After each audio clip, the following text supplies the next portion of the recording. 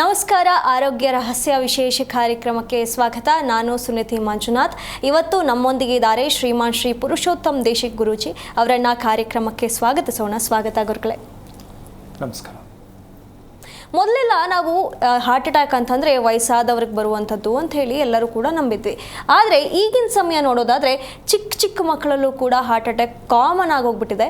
ಹಾಗಾಗಿ ಇದೆಲ್ಲವೂ ಕೂಡ ನಾವು ಮಾತಾಡ್ತಾ ಇದ್ದರೆ ಎಷ್ಟೋ ಜನ ಹೇಳ್ತಾರೆ ನಮಗೆ ಪೂರ್ವಜರಿಂದ ಇದೆ, ನಮ್ಮ ಅಜ್ಜಂಗಿತ್ತು, ನಮ್ಮ ಅಪ್ಪನಿಗಿತ್ತು, ಹಾಗಾಗಿ ನನಗೆ ಬಂದಿದೆ ಅಂಥೇಳಿ. ಇನ್ನೊಂದಿಷ್ಟು ಜನ ಹೇಳ್ತಾರೆ ಇದು ದೇವರು ಕೊಟ್ಟಿರುವಂಥ ಶಾಪ, ಹಾಗಾಗಿ ನಮಗೆ ಬಂದಿದೆ ಅಂಥೇಳಿ. ಹಾಗಾದರೆ ದೇವರು ನಮ್ಮನ್ನು ಒಳ್ಳೆಯದನ್ನು ಬಯಸೋದು, ನಮಗೆ ಒಳ್ಳೆದಾಗಬೇಕು ಅಂತೇಳಿ ಬಯಸುವಂಥ ದೇವರು, ನಮ್ಮನ್ನು ಭೂಮಿಗೆ ಕಳಿಸಿರುವಂಥ ದೇವರು ನಮಗೆ ಯಾಕೆ ಶಾಪ ಕೊಡ್ತಾರೆ ಅನ್ನುವಂಥ ಪ್ರಶ್ನೆಗಳು ಮೂಡುತ್ತೆ. ಹಾಗಾಗಿ ಇದೆಲ್ಲದಕ್ಕೂ ಮೂಲವಾದಂಥ ಕಾರಣ ಏನು ಅನ್ನುವಂಥದ್ದು ಗುರುಗಳ ಹತ್ರನೇ ಕೇಳ್ತಾ ಹೋಗೋಣ. ಗುರುಗಳೇ, ಈಗ ಸದ್ಯದ ಮಟ್ಟಿಗೆ ಹಾರ್ಟ್ ಅಟ್ಯಾಕ್ಗೆ ಮುಖ್ಯವಾದ ಕಾರಣ ಏನು, ಮೂಲ ಕಾರಣ ಏನು ಗುರುಗಳೇ? ಹರಿ ಓಂ ಶ್ರೀ ಗುರುಭ್ಯೋ ನಮಃ. ಒಂದು ಮಗುವಾಗಿ ಹುಟ್ಟಿ ಆ ಮಗುವನ್ನು ಉತ್ತಮ ಪ್ರಜೆಯನ್ನಾಗಿ ಮಾಡ್ತಕ್ಕಂತಹ ಒಂದು ಪರಿಸ್ಥಿತಿಗೆ, ವಿದ್ಯಾವಂತನನ್ನಾಗಿ ಮಾಡೋಕ್ಕೆ ಪ್ರತಿಯೊಬ್ಬರು ನಾವು ಬಯಸ್ತೀವಿ, ಇಚ್ಛೆ ಇಟ್ಕೊಂಡಿದ್ದೀವಿ. ಆದರೆ ಒಬ್ಬ ಸ್ಟೂಡೆಂಟ್ ಅಂದರೆ ವಿದ್ಯಾರ್ಥಿ ಉನ್ನತ ಮಟ್ಟದ ಕೆಲಸಕ್ಕೆ ಹೋಗ್ಬೇಕಾದ್ರೆ ಎಷ್ಟು ವರ್ಷ ಓದಬೇಕಾಗತ್ತಮ್ಮ? ಹೆಚ್ಚು ಕಮ್ಮಿ ಒಂದು 15-20 ವರ್ಷ ಓದಲೇಬೇಕು ಗುರುಗಳೇ ಅಲ್ವಾ? ಒಂದು ಉನ್ನತ ಮಟ್ಟಕ್ಕೆ ಬರೋಕ್ಕೆ. ಹೌದು. ಕೊನೆ ಪಕ್ಷ ಮಧ್ಯಮ ವರ್ಗನೂ 15 ವರ್ಷ ಓದಬೇಕು. 15 ವರ್ಷ ಸಂಪಾದನೆ ಮಾಡೋದಕ್ಕೆ ಟ್ರೈನಿಂಗ್ ತಗೊಳ್ತಕ್ಕಂಥದ್ದು 15 ವರ್ಷ ಓದಬೇಕು. ಹೌದಾ? ಹೌದು. ಈಗ ಮನುಷ್ಯ ಜೀವನ ಮಾಡೋದಕ್ಕೆ ಎಷ್ಟು ವರ್ಷ ಟ್ರೈನಿಂಗ್ ತಗೋತಾನೆ? ಸಾಧ್ಯ ಇದೆಯಾ? ಇಲ್ಲ. ನಾವು ಬದುಕಬೇಕಲ್ಲ. ಹೌದು. ಆಗ ಬದುಕಬೇಕಾದ್ರೆ ನಾವು ಟ್ರೈನಿಂಗ್ ಎಲ್ಲಿ, ಹೇಗೆ ಬದುಕಬೇಕು ಅಂತ ಎಲ್ಲಿದೆ ಟ್ರೈನಿಂಗು? ಎಲ್ಲೂ ಇಲ್ಲ ಗುರುಗಳೇ. ಸಂಪಾದನೆ ಮಾಡೋದಕ್ಕೋಸ್ಕರವಾಗಿ 15-20 ವರ್ಷ ಖರ್ಚು ಮಾಡಿ ಕಷ್ಟಪಟ್ರಿ. ಹೌದು. ಬಟ್ ನಿಮ್ಮ ಬದುಕಿನ ಮೌಲ್ಯಕ್ಕೆ ಎಷ್ಟು ವರ್ಷ ನೀವು ಕಷ್ಟಪಟ್ಟು ಟ್ರೈನಿಂಗ್ ತಗೊಂಡಿದ್ದೀರಾ? ತಗೊಳ್ತಿಲ್ಲ ಗುರುಗಳೇ. ಹೌದಲ್ಲ? ಹೌದು. ಬೇಕು ಅಂತೀಯ, ಬೇಡ ಅಂತೀಯ? ಬೇಕು ಗುರುಗಳೇ. ಎಲ್ಲಿ, ಯಾರಿಂದ, ಯಾವಾಗ ಗೊತ್ತಿಲ್ಲ. ಹಾಗೆ ವಿಚಾರಕ್ಕೆ ಬರೋದೇ ಆದರೆ ನಿದ್ದೆಯಲ್ಲಿ ಕ್ರಮ ಬೇಕು ಅಂತೀಯ, ಬೇಡ ಅಂತಿಲ್ಲಮ್ಮ? ಬೇಕು ಗುರುಗಳೇ. ಊಟ ಮಾಡೋ ಕ್ರಮ ಬೇಕು. ಹೌದಾ? ಹೌದು. ಮಾತನಾಡುವ ಕ್ರಮ ಬೇಕು. ಹೌದು. ಅಂದ್ರೆ ಕ್ರಮ ಬೇಕು ಅಂದ್ರೆ ಅದನ್ನು ಕ್ರಮನೇ ಬೇಕಾ ಅನ್ನೋದಕ್ಕಂಥ ವಿಚಾರಕ್ಕೆ ನಾವೇನು ಹೇಳೋಕ್ಕಾಗಲ್ಲ. ನಾನು ಹೆಂಗೋ ಮಾತಾಡ್ತೀನಿ, ನನ್ನ ಇಷ್ಟ, ಏನು ಹೇಳೋಕ್ಕಾಗತ್ತೆ ಅವ್ರಿಗೆ? ನಾನು ಹೆಂಗೋ ಬದುಕ್ತೀನಿ, ನಾವೇನು ಮಾಡೋಕ್ಕಾಗಲ್ಲ. ಹೀಗೆ ಬದುಕ್ತೀನಿ, ಹೀಗೆ ಮಾತಾಡಬೇಕು, ಆ ಕ್ರಮವನ್ನ ಇದಕ್ಕೆ ನಿಯಮ ಅಂತಾರೆ. ಆ ಕ್ರಮ ನಿದ್ದೆಯಲ್ಲೂ ಕ್ರಮ ಅಂತ ಬೇಕು ಅಂದಕ್ಕಂಥ ವಿಚಾರಕ್ಕೆ ನಾವು ಹೋದಾಗ, ತಿಳಿದಾಗ, ಮಕ್ಕಳಿಗೆ ಮಾಹಿತಿಯನ್ನು ಕೊಟ್ಟಾಗ ಅಥವಾ ನಾವು ತಿಳ್ಕೊಂಡಾಗ ನಿದ್ದೆಯಲ್ಲಿ ಕ್ರಮ ಯಾವುದು ಅಂತಕ್ಕಂಥ ಅದನ್ನು, ಅದಕ್ಕೆ ಎಚ್ಚರಿಕೆ ಬೇಕು. ನಿದ್ದೆಯಲ್ಲಿ ಎಚ್ಚರಿಕೆ. ಈ ನಿದ್ದೆಯಲ್ಲಿ ಎಚ್ಚರಿಕೆಯನ್ನು ನಾವು ಗಳಿಸ್ಕೊಳ್ಳೋದಕ್ಕೆ ಪ್ರಯತ್ನ ಪಟ್ಟರೆ ಹೃದಯಾಘಾತ ಒಂದೇ ಅಲ್ಲ, ಮನುಷ್ಯನ ದೇಹಕ್ಕೆ ಯಾವುದೇ ಕಾಯಿಲೆ ಅಂಟುವುದಿಲ್ಲ. ಯಾವುದೇ ಕಾಯಿಲೆಗಳು ಮನುಷ್ಯನ ದೇಹಕ್ಕೆ ಅಂಟುವುದಕ್ಕೆ ಸಾಧ್ಯತೆಯೇ ಇಲ್ಲ. ಅಂತಹ ಅಮೃತ ಉತ್ಪತ್ತಿಯಾಗತ್ತೆ ನಮ್ಮ ದೇಹದಲ್ಲೇ. ಅಂತಹ ಅಮೃತವಾಗಿರ್ತಕ್ಕಂಥ ಔಷಧ ಪ್ರಪಂಚದ ಇತಿಹಾಸದಲ್ಲಿ ಯಾರಿಂದನೂ ರೆಡಿ ಮಾಡೋಕ್ಕಾಗಲ್ಲ. ಅಂಥ ಔಷಧ ನಮ್ಮ ದೇಹದಲ್ಲಿ ಉತ್ಪತ್ತಿಯಾಗತ್ತೆ. ಈಗ ಅದು ಹೆಂಗೆ ತಿಳ್ಕೊಳ್ಳೋದು, ಹೆಂಗೆ ಉತ್ಪತ್ತಿ ಆಗುತ್ತೆ, ಅದು ಯಾವುದು ಅಮೃತ, ಇದೆಲ್ಲ ಪ್ರಶ್ನೆಗಳು ಶುರುವಾಗತ್ತೆ. ಹೌದು. ಈ ರಹಸ್ಯಕ್ಕೆ ಕಾರಣಕರ್ತನಾಗಿರ್ತಕ್ಕಂತಹ ಶ್ರೀಮನ್ನಾರಾಯಣನ ಪಾದ ಕಮಲಗೆ ಕೋಟಿ ಕೋಟಿ ನಮನಗಳ ಅರ್ಪಣೆಯನ್ನು ಮಾಡಿ ಒಂದು ಸಣ್ಣದಾಗಿ ಒಂದು ಟಿಪ್ಸ್ ಕೊಡೋಣ. ಏನು ಅಂತ ಕಾರಣ ಹೇಳೋಣ, ಆಮೇಲೆ 1-2 ಟಿಪ್ಸ್ ಕೊಡೋಣ. ನಿದ್ದೆಯ ಕ್ರಮ ಯಾವುದು ತಿಳ್ಕೊಬೇಕಲ್ಲ? ನಿದ್ದೆ ಮಾಡುವ ಕ್ರಮ ಯಾವುದು ತಿಳ್ಕೊಬೇಕಲ್ಲ? ಹೌದು ಗುರುಗಳೇ. ನಾವು ಮಲಗಿದಾಗ ಆಕಾಶವನ್ನು ನೋಡುವ ರೀತಿ ಮಲಗ್ತಕ್ಕಂಥದ್ದು ಮೊದಲನೇ ಆಪ್ಷನ್. ಮಲಗಕ್ಕೆ ಬೆಡ್ಗೆ ಹೋದಾಗ ಯಾವ ಕ್ರಮದಲ್ಲಿ ಮಲಗಬೇಕು ಅಂತ. ಈ ವಿಚಾರದಲ್ಲಿ ತಂದೆ ತಾಯಿಗಳಿಗೆ ನಾನು ಒಂದು ವಿನಂತಿ ಮಾಡೋಕ್ಕೆ ಇಷ್ಟಪಡ್ತೀನಿ. ನಿಮ್ಮ ಮಕ್ಕಳ ಬಗ್ಗೆ, ಆಯಸ್ಸಿನ ಬಗ್ಗೆ, ಆರೋಗ್ಯದ ಬಗ್ಗೆ ಭಯ ಬೀಳ್ತಕ್ಕಂಥ ತಂದೆ ತಾಯಿಗಳಿರ, ನಿಮ್ಮ ಮಕ್ಕಳ ನಿದ್ದೆ, ನಿಮ್ಮಗಳ ನಿದ್ದೆಯ ಬಗ್ಗೆ ಎಚ್ಚರವಿರಲಿ ಅಷ್ಟೇ ನಾನು ಹೇಳೋದು. ಯಾಕೆ ಅಂದರೆ ಎಲ್ಲರೂ ಕೂಡ ನಿದ್ದೆ ಎಚ್ಚರವಿರಲಿ ಅಂತಕ್ಕಂಥದ್ದು ಯಾರಿಗೂ ಗೊತ್ತಿರ್ತಕ್ಕಂಥ ವಿಚಾರ ಅಲ್ವೇನೋ ಅಂತ ಅಂದ್ಕೊಂಡಿದ್ದೀನಿ. ನಾವು ಅಭಿವೃದ್ಧಿ ಹೊಂದಬೇಕು, ದುಡ್ಡು ಮಾಡಬೇಕು, ನನ್ನ ಮಕ್ಕಳು ಚೆನ್ನಾಗಿ ಓದಬೇಕು, ಇದರಲ್ಲೇ ಸರ್ಕಲಲ್ಲಿ ಇದ್ದೀವಿ ಹೊರತು ನಾವು ನಿದ್ದೆ ಬಗ್ಗೆ ಒಂದು ನಿಯಮ ಅನ್ನೋದೊಂದಿದೆ, ಅದನ್ನು ತಿಳ್ಕೊಂಡ್ರೆ ನಾವು ಭಯ ಬೀಳಬೇಕಾಗಿಲ್ಲ, ಆತಂಕದಲ್ಲಿ ಇರಬೇಕಾಗಿಲ್ಲ, ರೋಗ ಬರೆಸ್ಬೇಕಾಗಿಲ್ಲ. ನಾವು ಯಾವಾಗ ಸಾಯ್ತೀವಿ ಅನ್ನೋ ಭಯನೇ ಹೊರಟೋಗುತ್ತೆ ನಮಗೆ. ಎಲ್ಲರಿಗೂ ಭಯ ಇರೋದೇನು ಅಂದರೆ ಏನಾರು ಆಗ್ಬಿಟ್ರೆ ರಾತ್ರಿ ಮಲ್ಕೊಳಕ್ಕೆ ಹೋದರೆ ಯೋಚನೆ, ಬೆಳಿಗ್ಗೆ ತನಕ ಇರ್ತೀನೋ ಏನೋ ಗೊತ್ತಿಲ್ಲ, ಯಾಕೋ ಒಂಥರ ಆಗ್ತಾಯಿದೆ ಅಂತ ಯೋಚನೆ ಮಾಡ್ಕೊಂಡು ಮಲಗ್ತಾರೆ. ಹೌದಾ? ಹೌದು. ಬೆಳಿಗ್ಗೆ ಎದ್ದಾಗ ಬೆಡ್ಡಲ್ಲಿ ಇನ್ನು ಸಾಯಂಕಾಲ ತನಕ ಏನೇನು ಕಾದಿದೆಯೋ ನನಗೆ ಅಂತ ಎಷ್ಟು ಜನ ಈ ಮಟ್ಟಕ್ಕಿಲ್ಲ ಅಂತೀಯಮ್ಮ ಇಲ್ಲಿ ಇದ್ದಾರೆ ಗುರುಗಳೇ. ಇಂಥ ಜೀವನ ಬೇಕಾ? ಯಾಕೆ ಈ ತಪ್ಪನ್ನು ನಾವು ಮಾಡ್ಕೋಬೇಕು? ಎಲ್ಲವನ್ನೂ ತೊಗೊಂಡೋಗಿ ದೇವ್ರ ಬಗ್ಗೆ ಯಾಕೆ ನಾವು ದೇವ್ರ ಮೇಲೆ ಹಾಕಬೇಕು ಭಾರನ? ನೀವು ಭಾರ ಹಾಕೋದನ್ನು ಯಾವ ರೀತಿ ಹಾಕಬೇಕು ಅಂತ ಹಾಕಿದ್ರೆ ಭಾರ ಭಗವಂತ ತಗೋತಾರೆ. ಎಲ್ಲಿವರೆಗೂ ಅಂದರೆ ನೀನು ಮಾಡೋ ಊಟ ಅಂತಕ್ಕಂಥದ್ರಿಂದ ಹಿಡಿದು ನಿನ್ಗೆ ಏನೆಲ್ಲ ನಡಿಬೇಕು ಅದೆಲ್ಲ ನಾನು ಮಾಡಿ ಕೊಡ್ತೀನಿ ಅಂತ ಭಗವಂತ ಕಾದು ನಿಂತಿದ್ದಾರೆ. ನಾವು ಅವ್ರನ್ನ ವೆಲ್ಕಮ್ ಬರ್ಮಾಡ್ಕೋಬೇಕು. ಹೌದಾ? ಬರ್ಮಾಡ್ಕೊಳ್ಳೋದು ಹೆಂಗೆ ಗೊತ್ತಿಲ್ಲ. ಪೂಜೆ ಮಾಡೋದು ಗೊತ್ತೇ ಹೊರ್ತು ಭಗವಂತನನ್ನ ಬರಮಾಡಿಕೊಳ್ಳುವುದನ್ನು ತಿಳಿಯಬೇಕು. ಯಾವ ಸರಿ ಅಮ್ಮ? ಪೂಜೆ ಮಾಡಬೇಕಾ ಬರ್ಮಾಡ್ಕೋಬೇಕಾ? ಬರ್ಮಾಡ್ಕೋಬೇಕು ಗುರುಗಳೇ ಅಲ್ವಾ? ಹೌದು. ಅದಕ್ಕೋಸ್ಕರವಾಗಿ ಭಗವದ್ಗೀತೆಯಲ್ಲಿ ಒಂದು ಸಂದರ್ಭದಲ್ಲಿ ಬರುತ್ತೆ, ಅರ್ಜುನ ಮತ್ತು ದುರ್ಯೋಧನನ ಒಂದು ಲೆಕ್ಕಾಚಾರಕ್ಕೆ ಬಂದಾಗ ಸಹಾಯ ಬೇಕು ಅಂತ ಕೇಳಿದಾಗ ಶ್ರೀಕೃಷ್ಣ ನಾನು ಬೇಕಾ ನನ್ನದು ಬೇಕಾ ಅಂತ ಕೇಳ್ತಾರೆ. ನಾನು ಬೇಕಾ ನನ್ನದು ನನ್ನದು ಅಂದರೆ ಸೈನ್ಯ. ಎರಡರಲ್ಲಿ ಯಾವುದು ಬೇಕು ಅಂತ ಕೇಳಿದಾಗ ಅರ್ಜುನ ನೀನು ಬೇಕಪ್ಪ. ಹೌದು. ಆದರೆ ಅವನು ದುರ್ಯೋಧನ ಏನು ಆತ್ರ, ಅವನ ಸೈನ್ಯ ಇವನು ತಗೊಂಡು ಏನು ಮಾಡೋಕ್ಕೆ, ಸೈನ್ಯ ಇದನ್ನು ನಾನೇನು ಬೇಕಾದ್ರೆ ಮಾಡ್ತೀನಿ ಅಂತ. ಹಾಗೆ ನಾವು ಭಗವಂತ ನೀನು ನನ್ನ ಕಡೆ ನೋಡಪ್ಪ ಅಂತ ಕೇಳಬೇಕೇ ಹೊರತು ಭಗವಂತ ನನಗಿದು ಕೊಡಪ್ಪ ಅಂತ ಕೇಳಬಾರ್ದು. ಒಂದೇ ಪ್ರಶ್ನೆ ಹಾಕೋತಾರೆ ಜನ ಪೂಜೆ ಮಾಡಿದಾಗ, ನನ್ನ ಮಗಳಿಗೆ ಒಳ್ಳೆ ವರ ಸಿಕ್ಕಲಿ ಅಂತ ಕೇಳ್ತಾರೆ. ಇದು ಒಂದೇ ಪ್ರಶ್ನೆ. ಹೌದು. ಆದರೆ ಇನ್ನು ಮಿಕ್ಕದು ಪ್ರಶ್ನೆ 1000 ಇರುತ್ತೆ. ಗಂಡನ ಬಗ್ಗೆ ಬೇಕು, ಆಸ್ತಿ ಬಗ್ಗೆ ಬೇಕು. ಹೌದಾ? ಇದೆಲ್ಲವೂ ಸೇರಿ ಭಗವಂತ ನೀನು ನನಗೆ ಹತ್ರ ಆಗಪ್ಪ ಅಥವಾ ನಾನು ನಿನಗೆ ಹತ್ರ ಮಾಡ್ಕೊಳಕ್ಕೆ ಪ್ರಯತ್ನ ಆಗ್ಲಪ್ಪ, ಇಷ್ಟು ಕೇಳಿದ್ರೆ ಸಾಕಲ್ವಾ? ಹೌದು ಗುರುಗಳೇ. ನಮ್ಮ ಜನಕ್ಕೆ ಇದೆಲ್ಲ ಅರ್ಥ ಇದೆ ಅಂತೀಯಮ್ಮ? ಇಲ್ಲ ಗುರುಗಳೇ. ಎಲ್ಲ ಪೀಸ್ ಪೀಸ್. ಇದಕ್ಕಿದ ಸಂಬಂಧ ಇಲ್ಲ, ಅದಕ್ಕಿದ ಸಂಬಂಧ ಇಲ್ಲ. ಅಯ್ಯಯ್ಯೋ ನಾನು ಹಿಂಗೆ ಕೇಳ್ಬಿಟ್ನಲ್ಲ. ಸೊ ಈ ಡೌಟ್ ಅಂತಕ್ಕಂಥ ಒಂದು ದೊಡ್ಡ ರೋಗ ಇದೆಯಲ್ಲ, ಈ ಅನುಮಾನ ಅನ್ನೋ ರೋಗ ಇದೆಯಲ್ಲ, ಇದು ಪೂಜೆ ಸರಿನಾ, ದೇವ್ರು ಸರಿನಾ, ಮನುಷ್ಯ ಸರಿನಾ, ನಾನು ತಿಳ್ಕೊಂಡ್ರೆ ಸರಿನಾ? ಸೊ ಈ ರೀತಿ ಹಲವಾರು ಅನುಮಾನಗಳಿಗೆ ಅವಕಾಶ ಮಾಡಿಕೊಡ್ತಾ ಹೋಗುತ್ತೆ. ಇದಕ್ಕೆ ನಾವು ತಿಳ್ಕೊಳ್ಬೇಕಾದಂಥ ಕ್ರಮ, ಮಲ್ಕೊಂಡ ತಕ್ಷಣ ಬೆಡ್ಡಲ್ಲಿ ನಮಗೆ ಹಿಂಭಾಗ ಇರ್ತಕ್ಕಂಥ ತಲೆಯನ್ನು ದಿಂಬಿಗೆ ಫಸ್ಟ್ ಕೊಡಬೇಕು, ಮೇಲ್ಮುಖವಾಗಿ ಮಲಗಬೇಕು. ಯಾಕೆ ಹಿಂಭಾಗ ಕೊಡಬೇಕು ಅಂದರೆ ಯೋಚನೆ, ಚಿಂತೆ, ಭಯ ನಮಗೆ ಮಲಗದಾಗ ಬರಬಾರ್ದು ಅಂತ ಹೇಳಿ ನೇರವಾಗಿ ಮಲಗಬೇಕು. ಮೇಲೆ ಮುಖ ನೋಡೋ ಥರ 8 ಸಲ ಎಷ್ಟು ಸಾಧ್ಯನೋ ಅಷ್ಟು ನಿಧಾನವಾಗಿ ದೀರ್ಘವಾಗಿ ಉಸಿರಾಡಬೇಕು. ಖುಷಿಯಾಗಿ ಯೋಚನೆ ಮಾಡ್ಕೊಂಡಲ್ಲ. ಆಮೇಲೆ ಕೆಲವು ಸರ್ರಂತ ಎಳೆದ್ಬಿಡ್ತಾರೆ. ಆ ಥರ ಎಲ್ಲ ಮಾಡೋಕ್ಕೆ ಹೋಗಬಾರ್ದು. ಪ್ರಯತ್ನ ಅಂತಕ್ಕಂಥದ್ದನ್ನು ಸರಳವಾಗಿ ತಿಳ್ಕೊಂಡು ದಯವಿಟ್ಟು ನೀವು ಪ್ರಯತ್ನ ಮಾಡಿ, ತದನಂತರ ಮಕ್ಕಳಿಗೆ ಪ್ರಯತ್ನ ಮಾಡಿ. ಎಷ್ಟು ಚೆನ್ನಾಗಿ ನಿದ್ದೆಯಲ್ಲಿ ಖುಷಿ ಕೊಡುತ್ತೆ. ಬೆಳಿಗ್ಗೆ ಎದ್ದಾಗ ಮಕ್ಕಳಲ್ಲಿ ನಿಮ್ಮಲ್ಲಿ ಎಷ್ಟು ಲವಲವಿಕೆ ಇರುತ್ತೆ ಅಂತ ಪ್ರಯತ್ನ ಮಾಡ್ಬೋದು. ಇವತ್ತು ಮಾಡಿದ್ರೆ ನಾಳೆ ಒಳ್ಳೇದಾಗತ್ತಾ ಅಂತ ದಯವಿಟ್ಟು ಕೇಳಬೇಡಿ.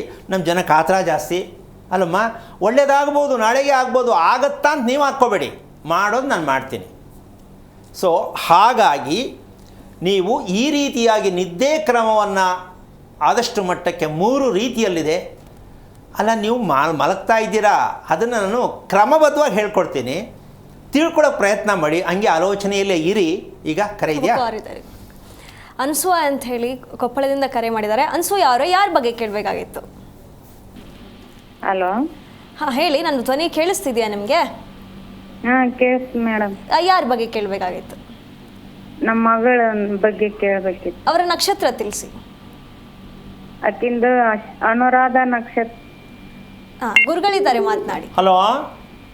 ಹಲೋ, ನಮಸ್ತೆ ಗುರುಜಿ. ನಾರಾಯಣ ಅಮ್ಮ, ನಕ್ಷತ್ರ ಹೇಳೋಕ್ಕೆ ಕಷ್ಟ ಅಲ್ಲಮ್ಮ. ಯಾವ ಊರಿಂದ ನೀನು ಮಾಡ್ತಿದ್ಯಾ ತಾಯಿ?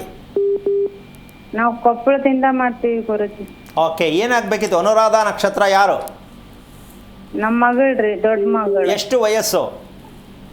ಆಕಿಗೆ ಈಗ 14 ವರ್ಷ ರೀ. ಯಾವ ವಾರ ಹುಟ್ಟಿದ್ದು ನಿಮ್ಮ ಮಗಳು? ಮಂಗಳವಾರ ಹುಟ್ಟಾಳ್ರಿ. ರಾತ್ರಿ ಎಲ್ಲ ಹಗಲಲ್ಲ? ಹಗಲಿ ರೀ, ಹಗಲಿ. ಓಕೆ, ಏನಾಗಬೇಕಿತ್ತು ಇವಾಗ ಅವಳ ಬಗ್ಗೆ?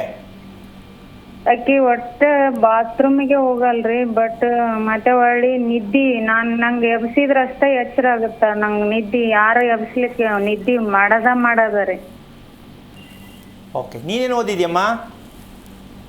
ನಂದು 7ನೇ ಕ್ಲಾಸ್ ಮುಗ್ದಾಯ್ತು. ಅಲ್ಲ, ನೀನು ಬಟ್ ಅಂದಲ್ಲ, ಅದಕ್ಕೆ ನನಗೆ ಭಯ ಆಯಿತು ಎಷ್ಟು ಓದಿರ್ಬೋದು ಅಂತ. ಇರಲಿ, ನಿಮ್ಮ ಯಜಮಾನ್ರು ಏನು ಮಾಡ್ತಾರೆ? ಅವರು ನಮ್ದು ಕೆಲಸ ಮಾಡ್ತಾರ್ರಿ. ಅವು ಇವು ಗೋರ್ಮೆಂಟಿನ ಕೆಲ್ಸ ಇರ್ತಾವ. ಗೌರ್ಮೆಂಟ್ ಕೆಲಸನಾ? ಏನು ಗೌರ್ಮೆಂಟ್ ಕೆಲಸ ಅಂದರೆ ಏನು? ಸರಿ. ಓಕೆ, ನಿಮ್ಮ ಮನೆ ಎಷ್ಟು ವರ್ಷದ್ದು? ನಮ್ಮ ಮನೆ ಈಗ 7 ವರ್ಷದ್ರಿ. ಕಟ್ಸಿದ್ದ ನೀವೇನೇ? ನಾವೇ ಕಟ್ಸಿದ್ದೀವ್ರಿ. ಅದಕ್ಕೆ ಪ್ಲ್ಯಾನು ಮನೆ ಹಿಂಗೆ ಇರಬೇಕಂತ ಪ್ಲ್ಯಾನ್ ಯಾರು, ನಿಮ್ಮ ಯಜಮಾನ್ರದ ಇಂಜಿನಿಯರ್ದ?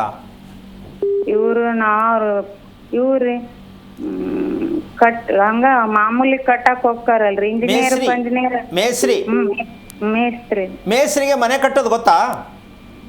ಗೊತ್ತಿಲ್ರಿ, ಎಲ್ಲ ಕೆಡಿಸ್ಬಿಟ್ಟಾರಿ ಅಂತಾರ್ರಿ ಮಂದಿ. ಆಯಾ ತಪ್ಪಿಟ್ಟತ್ ಅಂತಾರ. ಯಾವಾಗ ಗೊತ್ತಾಯ್ತು ನಿಮಗೆ? ಅವ್ರು ನೋಡ್ದಾರ ಹೇಳ್ತಾರ್ರಿ. ಈಗ ಮೇಸ್ತ್ರಿ ಕರೆದು ಕೇಳಿ ಯಾಕಪ್ಪ ಹಿಂಗೆ ಮಾಡಿದೆ ಅಂತ ಏನು ಹೇಳ್ತಾನೆ? ನಾನ್ ಎಷ್ಟೊಂದ್ ಮನಿ ಕಟ್ಟೀನಿ, ನಿಮ್ದಷ್ಟ ಅಲ್ಲ ಅಂತಾರ ಅವ್ರ ಫಾದರ್ ಮಾವರಿ. ಅಮ್ಮ, ಇಲ್ಲಿ ಈ ಮನೆ ಕಟ್ಟೋರ್ದು ಮತ್ತೆ ಈ ಮದುವೆ ಮಾಡಿಸೋರು ಎರಡು ಒಂದೇ ಉತ್ತರ. ಮದುವೆ ಮಾಡಿಸೋವಾಗ ಪುರೋಹಿತನ ಕೇಳಿ ನನ್ನ ಸರ್ವಿಸಲ್ಲಿ 200ರಿಂದ 500 ಮದುವೆ ಮಾಡಿಸಿದೀನಿ ಗೊತ್ತಾ ಅಂತಾರೆ. ನನ್ನಂತವನಾದ್ರೆ ಎಷ್ಟು ಜನ ಇದಾರೆ ಹೇಳು ಅಂತ ಕೇಳ್ತೀನಿ. 250 ಮದುವೆ ಮಾಡಿದ್ಯಾ ಸರಿ, ಎಷ್ಟು ಜನ ಚೆನ್ನಾಗವ್ರೆ ಹೇಳು ಅಂತ ಕೇಳಬೇಕಾಗತ್ತೆ. ಏನು ಮಾಡೋಣ, ನಮ್ಮ ಜನಗಳಿಗೆ ಕೇಳಕ್ಕೆ ಗೊತ್ತಾಗಲ್ವೇ? ಅವ್ರು ಹೇಳಿದ ತಕ್ಷಣ ಮರಳಾಗ್ಬಿಡ್ತಾರೆ. ಹೌದಾ, 250 ಜನಕ್ಕೆ ಮದುವೆ ಮಾಡಿದ್ದೀರಾ? ಹಾಗೆ ಇದೊಂದು ನೆಪ ಮಾತ್ರವಾಗಿ ಮನೆ ಕಟ್ಟೋನು ಹೇಳ್ತಾನೆ, ನಾನು 500 ಮನೆ ಕಟ್ಟಿದ್ದೀನಿ ಗೊತ್ತಾ ಅಂತಾನೆ. ಆಗ ಯಾವ ಮನೆ ಕಟ್ಟಿದ್ಯಾ ಸ್ವಲ್ಪ ನಡಿಯಪ್ಪ ಕೇಳ್ತೀನಿ ಅಂದರೆ ಅವ್ನು ಬರೋಕ್ಕಾಗಲ್ಲ. ಅಲ್ಲಿ ಫಸ್ಟ್ ಆಫ್ ಆಲ್ ಅವನ ಮನೆಯೇ ಕಟ್ಕೊಂಡಿರೋಕ್ಕಾಗಲ್ಲ. ಯಾಕೆಂದರೆ ಮನೆ ಕಟ್ಟೋದು ಗೊತ್ತೇ ಇಲ್ಲ. ಮನೆ ಕಟ್ಟೋದು ಏನು ಅಂದರೆ 4 ಗೋಡೆ, ಮೇಲೊಂದು RCC ಹಾಕೋದು, ಹತ್ತಕ್ಕೊಂದು ಮೆಟ್ಲು ಹಾಕ್ಕೊಳ್ಳೋದು, ಟ್ಯಾಂಕ್ ಒಂದು ನೀರಿಗೊಂದು ಟ್ಯಾಂಕ್ ಹಾಕ್ಬಿಡೋದು, ಮುಗಿದೋಯ್ತು ಮನೆ. ಇಷ್ಟೇ. ಏನು ಸುಮ್ಮನೆ ಹಿಂಗಂದ್ರೆ 3 ತಿಂಗಳ ಮನೆ, 4ನೇ ತಿಂಗಳು ಗೃಹಪ್ರವೇಶ, 1 ವರ್ಷಕ್ಕೆ ದಿವಾಳಿ ಅಷ್ಟೇ. ಯಾಕೆ ಅಂದರೆ ನಮಗೆ ಮನೆ ಅನ್ನೋದು ಭಗವಂತ ವಾಸ ಮಾಡುವ ಮಂದಿರವಾಗಬೇಕು ಅಂತ ಯಾರಿಗೂ ಪ್ರಜ್ಞೆ ಇಲ್ಲ. ಯಾರು ವಾಸ ಮಾಡಬೇಕು? ಭಗವಂತ ವಾಸ ಮಾಡುವ ಮಂದಿರವಾದಾಗ ಆ ಮಂದಿರದಲ್ಲಿ ನಾವು ಒಳಗಡೆ ಹೋದಾಗ ಹೇಗಿರುತ್ತಮ್ಮ? ಅಲ್ವಾ? ನಮಗೆ ಮನೆ ಕಟ್ಟೋದನ್ನ ಮಂದಿರ ಅಂತ ಹೇಳೋಕ್ಕೂ ಅಷ್ಟು ನಮಗೆ ಪ್ರಜ್ಞೆ ಇಲ್ಲ. ನನಗೋಸ್ಕರ ಮನೆ ಕಟ್ಕೊಂಡೆ, ನನ್ನ ಹೆಂಡತಿಗೋಸ್ಕರ ಮನೆ ಕಟ್ಟಿದೆ, ಜನಕ್ಕೋಸ್ಕರ ಮನೆ ಕಟ್ಟಿದೆ, ಈ ಥರದವರೇ ಜಾಸ್ತಿ.